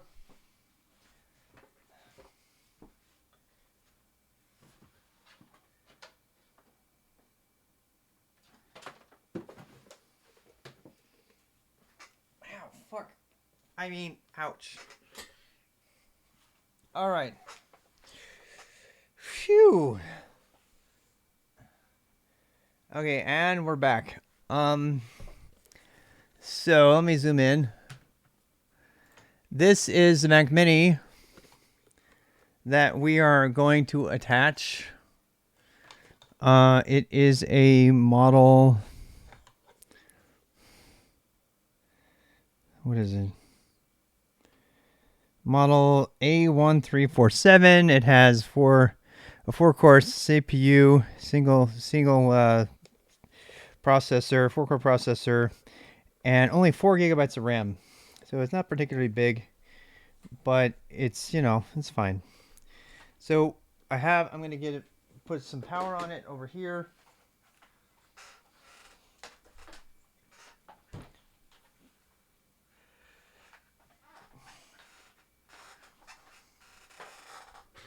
Oh God.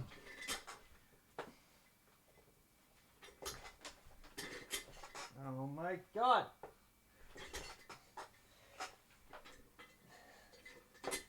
All right.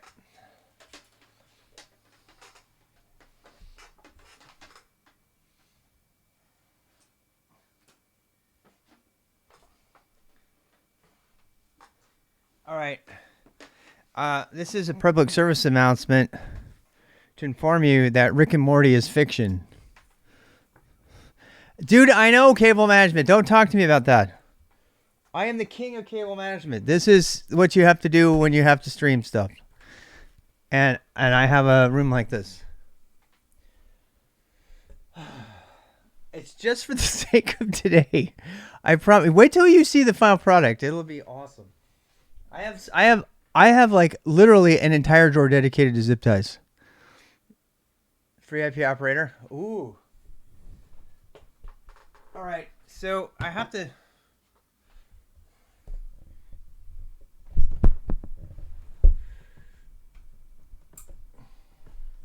Everybody's a critic. Everybody's a critic. All right, here we go. All right. Remember routing ID cables? Yes, I do. Yes, I'm that old. All right, where's our USB stick? Okay, so we don't need this USB stick in here anymore. I should probably unmount it, but meh. All right, so same exact USB stick. Now in the Mac Mini.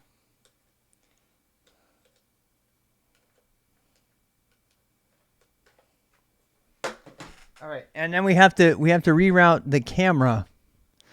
I'm going to try to do the capture card so you can see it. Okay?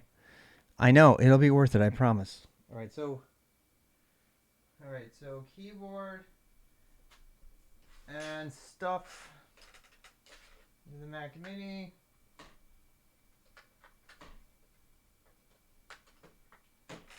Where's my HDMI? Oh, damn. I need an actual HDMI cable.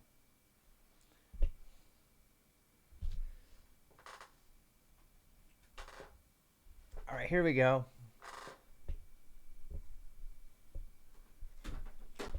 Am I still there? Okay. So here's the Elgato capture card I was telling you about. Right? So we plug that in there, and you plug the other end in the Mac Mini, which is cool. It's cool that the Minis have HDMI support. There was a time when they didn't. There. Now, we should have a new video source. So we can go to external. And I'm going to the webcam. There's me. Okay. And then I need to go to Cam Link. Go to something else. Uh-oh. Nope, doesn't seem to be there yet. All right, so that's because we haven't started it. All right, so as rumor has it, when you boot this thing, you need to push, is it R or C? I can't remember. We did it already once. I think you have to push C. So you put it in and you hold C, you tap C, tap, tap, tap, C, tap, tap, tap, C, tap, tap, tap, tap, C.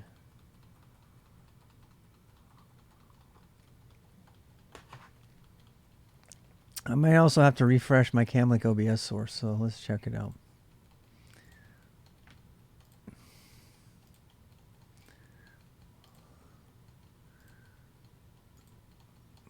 Oh. Well, that's interesting. Well, that's very interesting. I wonder if it worked. Doesn't seem like it's working. Oh, wait, it is working. What does it say?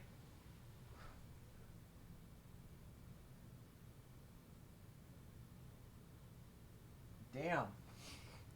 Well, it didn't seem to like that. All right, let's reboot it.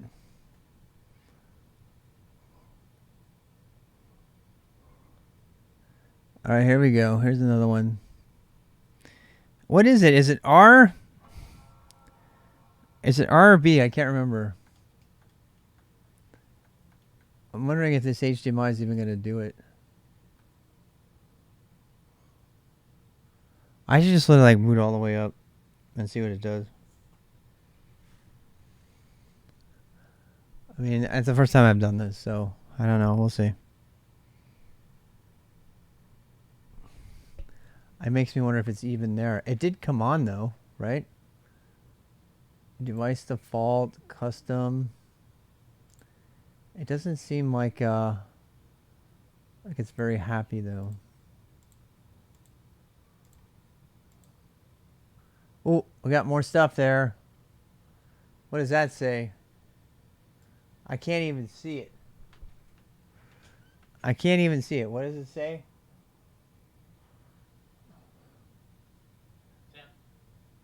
It doesn't seem happy to me. Oh, I know what it's doing. It's booting it into the as a PVE. Yeah. Yeah. Yeah, you see that?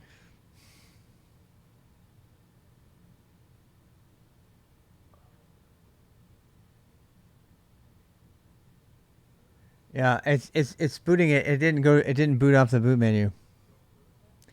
No. We have to figure out what the boot menu is. Here, let me go back. I'll turn that off for a second. We have to figure out what the boot menu is. So, wait a second. Do you have to install that on every desktop? I guess you do. Boot menu for Mac Mini. I can't remember. It's like...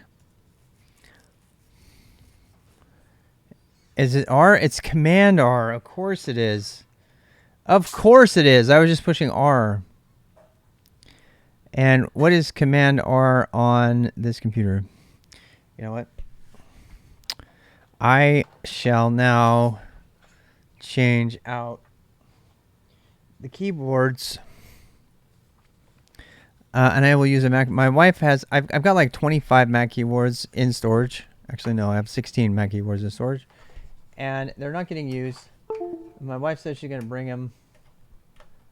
So I'll have one of those. But I'm going to use a Mac keyboard with a Mac. Hey, science, cause science. All right, so now we have a Mac keyboard to go with the Mac. And we're going to do Command R to reboot. And let's turn that back on. Let's turn our Camlink back on. And let's reboot again. Super plus, Windows plus R, Command plus R. All right, so we'll turn this off. And are you off? Okay. Command plus R. And like tapping Command plus R. I don't know if we're gonna have to refresh. We're probably gonna have to refresh again. Because this thing is stupid. This is actually one of the worst parts of the whole OBS thing. I mean, it seems like it's doing something this time. I have no idea why it's purple though. I know. Why the hell is it pink? I have no... I mean, it may be an HDMI problem. I don't know. It looks like it didn't do it, my friends. Now, it says... I don't know what it says. It doesn't look like it's doing it. What do you think? I don't think it's start for the option command or shift command R to start from Mac OS recovery or the internet. Option to start up. What are all the boot options? I don't remember. I thought it was R. It does not seem to be working. What the hell?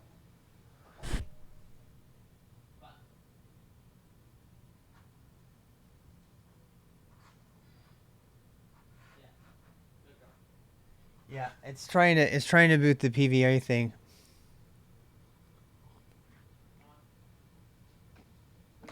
You gotta hold the buttons. I don't know if it's R. I don't know which one it is. That's not what we want though. All right, so let's try again. I want to say it's B for boot. I can't remember though. Here, let me try this. It's to get into the recovery menu. Yeah, I don't want the recovery menu. I want the boot menu. Yeah. And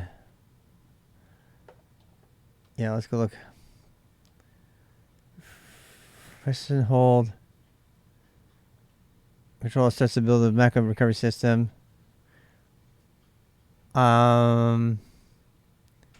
Safe mode, startup manager, available startup is it's alt. It's just option. It's just option. You want to hold alt? Yeah. All right. Let's try that. Alrighty, let's turn that back on so you can see it. All right, so turn it off, and then we'll hold option down and boot. Come on, baby. Come on, baby. We already did this once. I got to do it 16 more times, so. Why you know? Oh, there you go. I'm holding down Alt. I hope the HDMI doesn't screw up.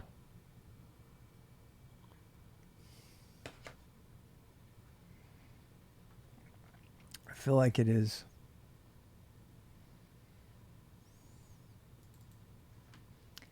I don't know why I have to refresh this all the time. It's really annoying. There we go. Hey, that's more like it. Wow, I had no idea it was going to be this like weird pink color though. That's so weird. That's because Camlink does not know what to do. So, oh right. For this one we want Windows instead of UEFI. So if we boot from this one, it boots the default, which is the current installed PVE, if it's a Proxmox, which we're trying to override.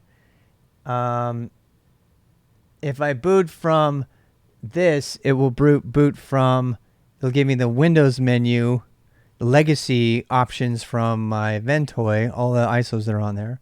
And if I do this one, it will do EFI. But we tried that one and it doesn't work. So the Mac Mini uses legacy apparently. So we're going to use the Windows option and we're going to hit enter on that. We're not going to boot over the network or anything. And it does take a while to register my click. I remember that from the last time, even though I pressed enter. And it's going to reboot, and it should boot with the Ventoy options. I think it's interesting that it doesn't really play nice with that Camlink. I wonder if it's the cable. I always worry about this part because, if I should I don't know, be starting it up or something. So, hey Sam, how much time we have, my friends, before Q&A? Oh, we got 20 minutes. My wife is sending me stuff, and there's a big Twitter fight happening. Somebody started a Twitter fight with me. What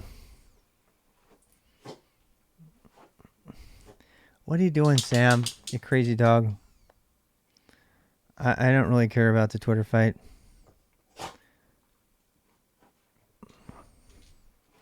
Sam, did you have your food? You only do that after you eat dinner.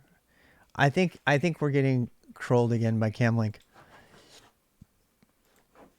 Yeah, I have to like. I don't know why I have to do this. This is an OBS bug. Oh yeah, there we go. There was what we wanted. In case you're wondering how to do that, if you're a streamer, you have to go to the video camera source and you have to like pick something else and then pick it again, and for some reason it wakes it up. I don't know. I think it's a bug. All right, so we're gonna install the Proxmox. You all know this because you already did it with me once. And I don't remember. All right, here we go. Proxmox. As you know, Mac Minis are Intel hardware. We're going to do exactly the same installation process we already did, and we're going to hopefully do that in under 20 minutes so we can have our Q&A time today. I mean, it takes about that long to download it. I think some of the install is like Windows based. M1 Mac Minis. Haven't played around with the M1s. I wonder if Proxmox plays well with the M1s. I imagine it does. Because KVM supports M1, yeah? My M1 MacBook Air. Yeah. That looks like a problem. I can't read the screen. Well,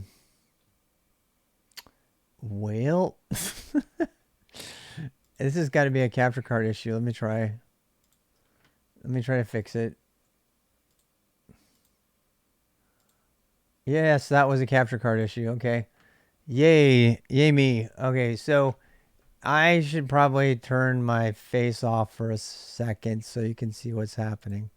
So down here, same thing we did before. We accept all this stuff. We're going to go down here, click on I agree. Proxmox, you know about this. We have 565 gigabytes on this Apple SDD-ROM, so that's what we want. We're not going to do anything fancy with that. United States, I'm going to go to New York time. New York, which is Eastern time. We're going to stick with that. Next, the password. I mean, I should put my super secret password. All right. All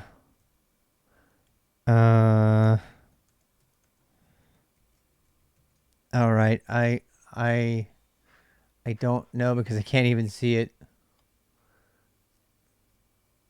I mean, this is very dangerous, but oh well. Should I pause the video? Yeah, I'm gonna pause it. All right, unpause. All right, so here we go. And now what? Same email address.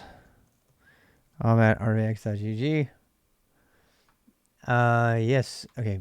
2 mice is hard. So next.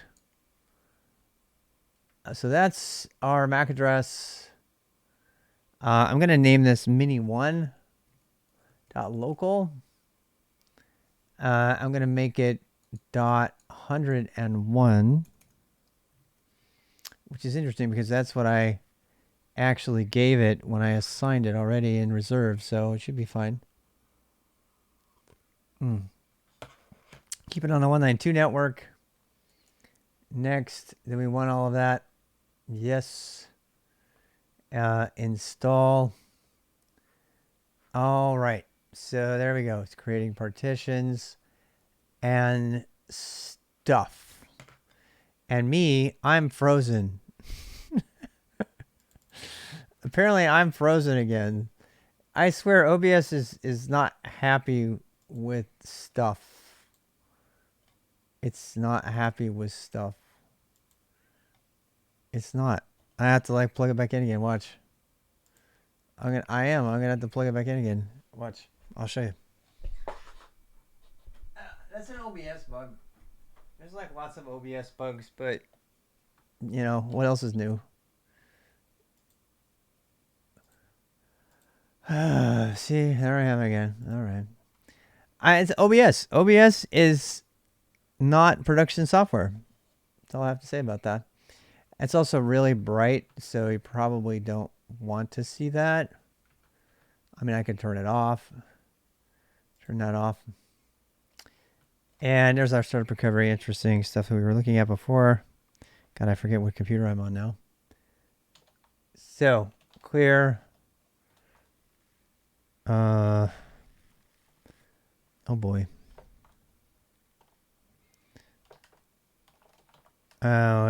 Same old stuff. And what's our time? All right, we got 15 minutes or so, 12, 13 minutes before Q&A.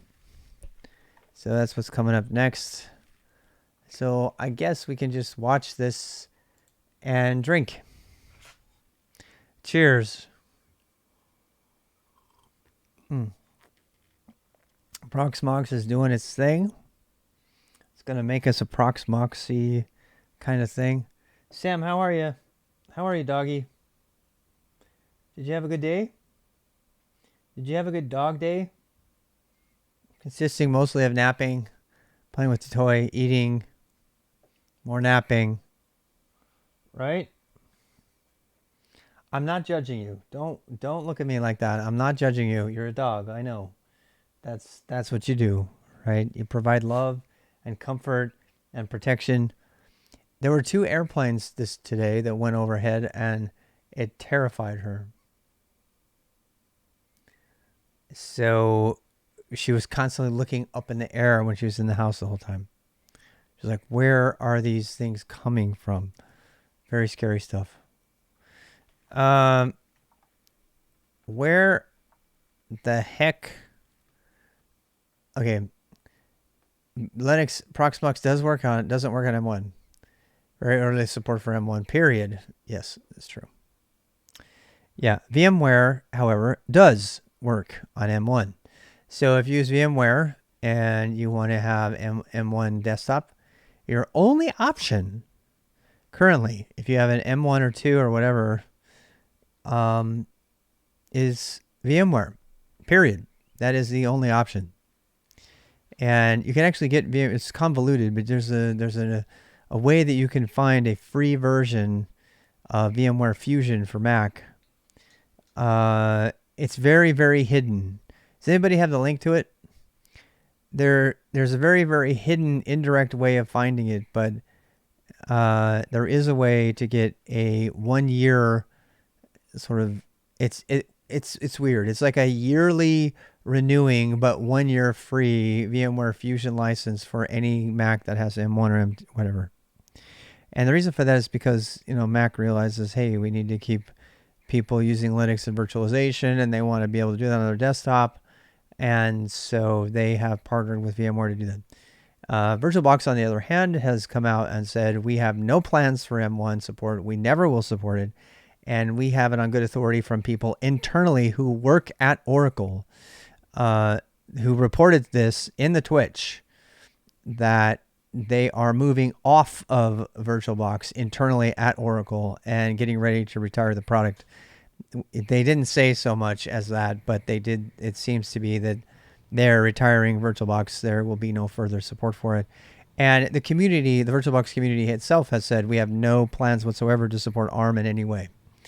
So if you're looking for virtualization technology, that leaves 2 options, KVM and VMware, while they support it. And KVM has much better support for ARM than VMware does currently.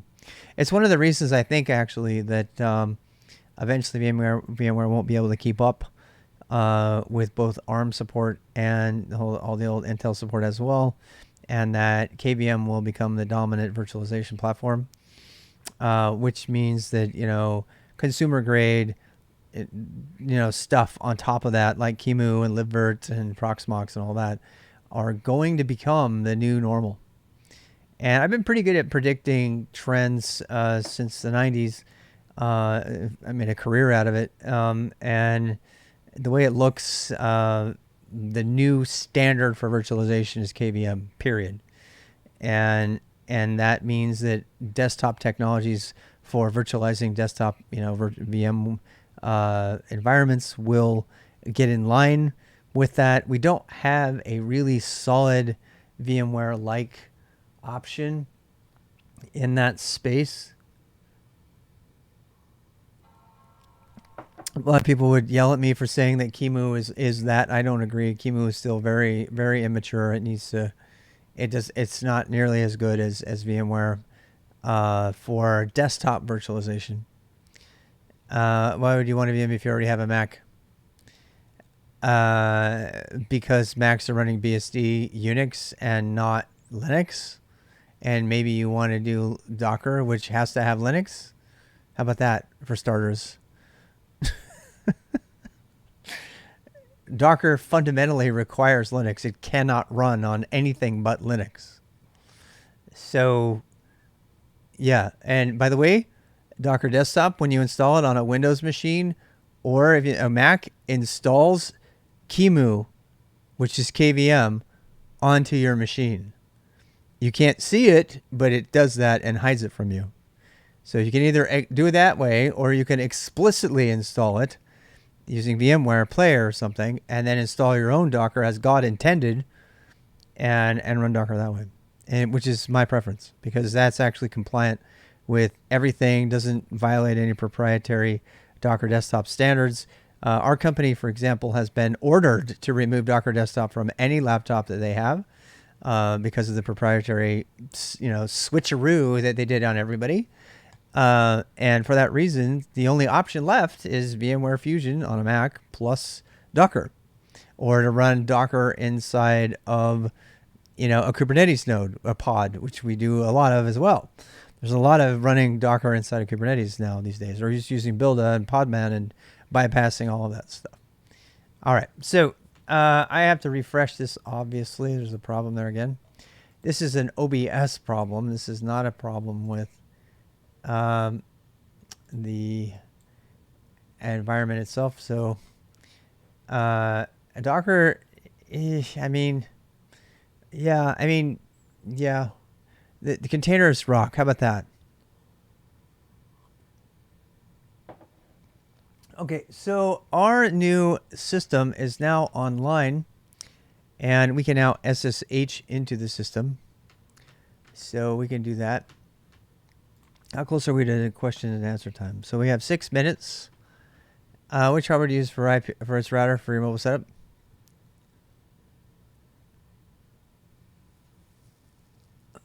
Router? I don't have a router. I use BellaBox. Are you talking about my IRL stuff? My walk around stuff? That's a different thing, right? Okay, so I'm going to actually take back my keyboard. You really don't need a keyboard and a monitor on Proxmox except for the installation phase. After the installation phase is done, you're good. You're good because you can SSH into it from whatever other system. You don't ever need it anymore. It's headless at that point.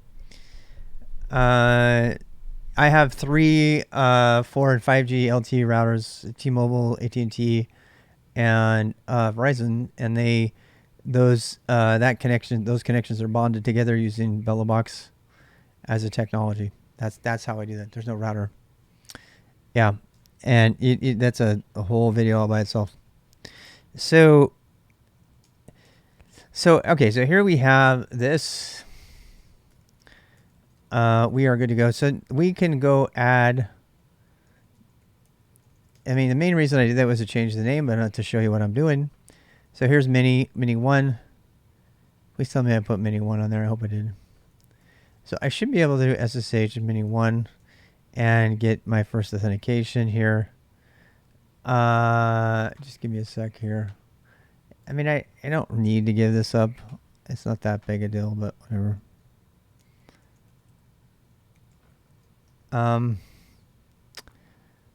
What the hell? Oh, it's not doing it as root.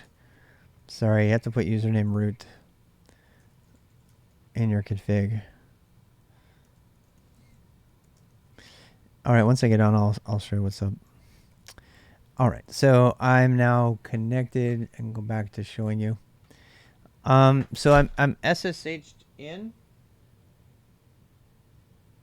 and the other stuff is useless. Okay, so I'm now on there, Now, if I wanted to, in fact, I could. Yeah, there it is. Let's go. Let's do dark mode on this as well. I'm going to curl down the dark mode on this while I'm over here.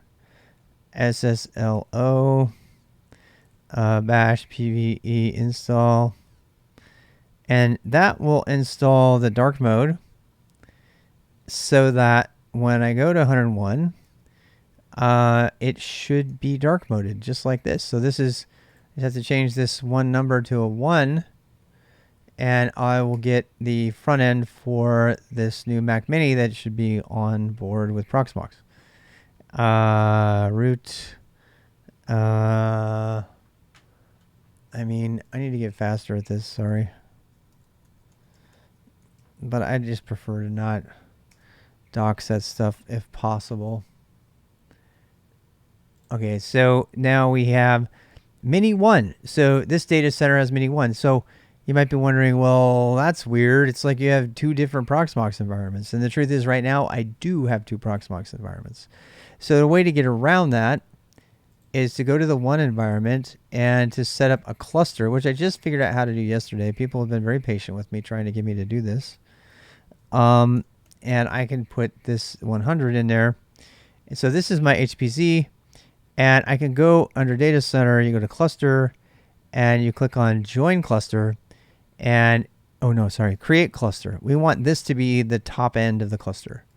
So, and then once everything's in the cluster, going to any of them gives you the same UI, which is really cool. They have synchronized UIs. And we want to name the cluster name. I mean, RTX Rob, I guess. I don't know. Multiple links. Use a failover, low numbers, a higher priority. 100. Okay, so create. And this will do stuff. Okay, so that task seems to have finished. And then I can click on join information.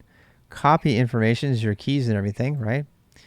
And you take that information to the other cluster, and you go over here under cluster and you say join cluster and paste it. And if everything works, you have to put the root password here. So I'm going to turn that on for a second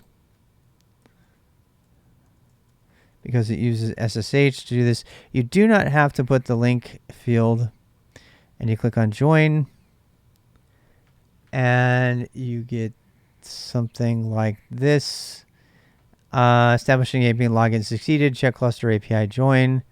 No cluster network links passed explicitly. It falls back. You can actually set up what cluster you want to do that. And it takes a while. But you see now, if I go back to the other cluster, now I have HPZ 640 here, and I have Mini 1. So I have my IDs. And now I can keep adding minis. I got a whole box of minis here to add. I got 16 more to add. And I'll be adding those tonight. There's really no way around, as far as I know, sticking a USB stick in and running the install to get the Proxmox, hypervisor installed. But once you have it installed, you should probably never have to ever install it again because it's all set up to do its own updates and everything. I also spent some time dedicating IPs that match names and stuff. So my minis will be 1 to 16, and then, the other ones will be different numbers, et cetera, et cetera. And you can actually click on the data center and click on summary, and you'll see that I now have the 60 CPUs. So 60 CPUs is 58 CPUs from my server, and 4 CPUs, is it 52 or 56? It might be 56. I think, yeah, it's 56. In fact, if you don't know, you can go to the individual summary on each of the data center items, and you can see, okay, yeah, so I have 56 CPUs on this cluster. I'm sorry, on this server, and I don't have any VMs installed yet. I had some on the other one, but they were just for fun.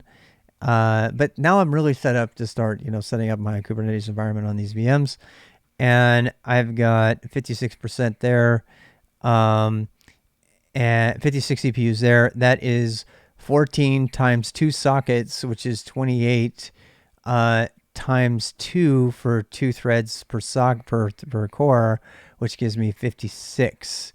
total CPUs, which can be allocated to virtual machines. 128 gigabytes of RAM, expandable up to 256 gigabytes of RAM for $2,300. Super happy about that. Look for HP hardware, old HP hardware, HP Z640. That's the one I got. I've successfully renamed my Proxmox nodes. By node, I mean computer, actual physical computer, so that they match a description of the hardware. And I to me, that's important because I want to be able to see, like when I have 16 30 Raspberry Pis, I want to see what things I have and how things are getting broken down and assigned and all that. So looks like we're good. I don't actually need the data center UI from the individual item here. In fact, I think if I reload this, yeah, I think it's going to resend me to, yeah. In fact, I'm almost positive that any access to any node on 8006 port will be the same as if I had gone to the main one. And let me just confirm this right now. I'm going to show you. So as you can see, when I go, so this is 101. So this is the IP number of the mini that's on the system. Hey, thanks for the sub.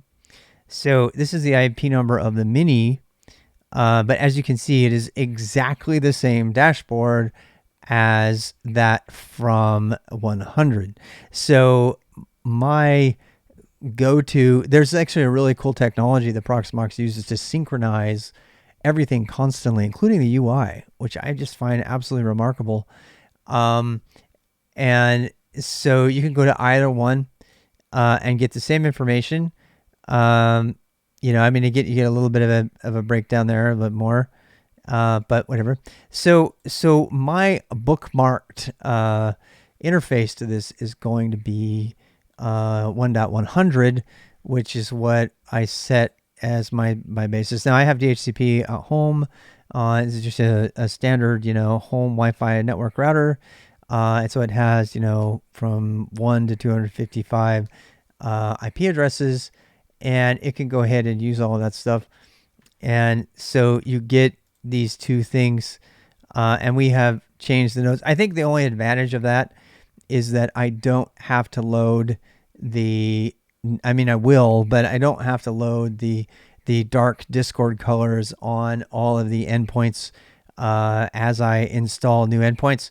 And as I said, I have another like 16 Mac Minis here to configure, which I will be doing later today after Q&A time. So it is Q&A time now. So I'm going to go ahead and end this stream right now. May just put a plug in for Q&A time Monday through Friday, 6:30 to 7:30. We have QCA, questions, conversations, and advice. You can come on in the Discord if you want. You can talk to us, and we'll answer whatever the current questions are for the day.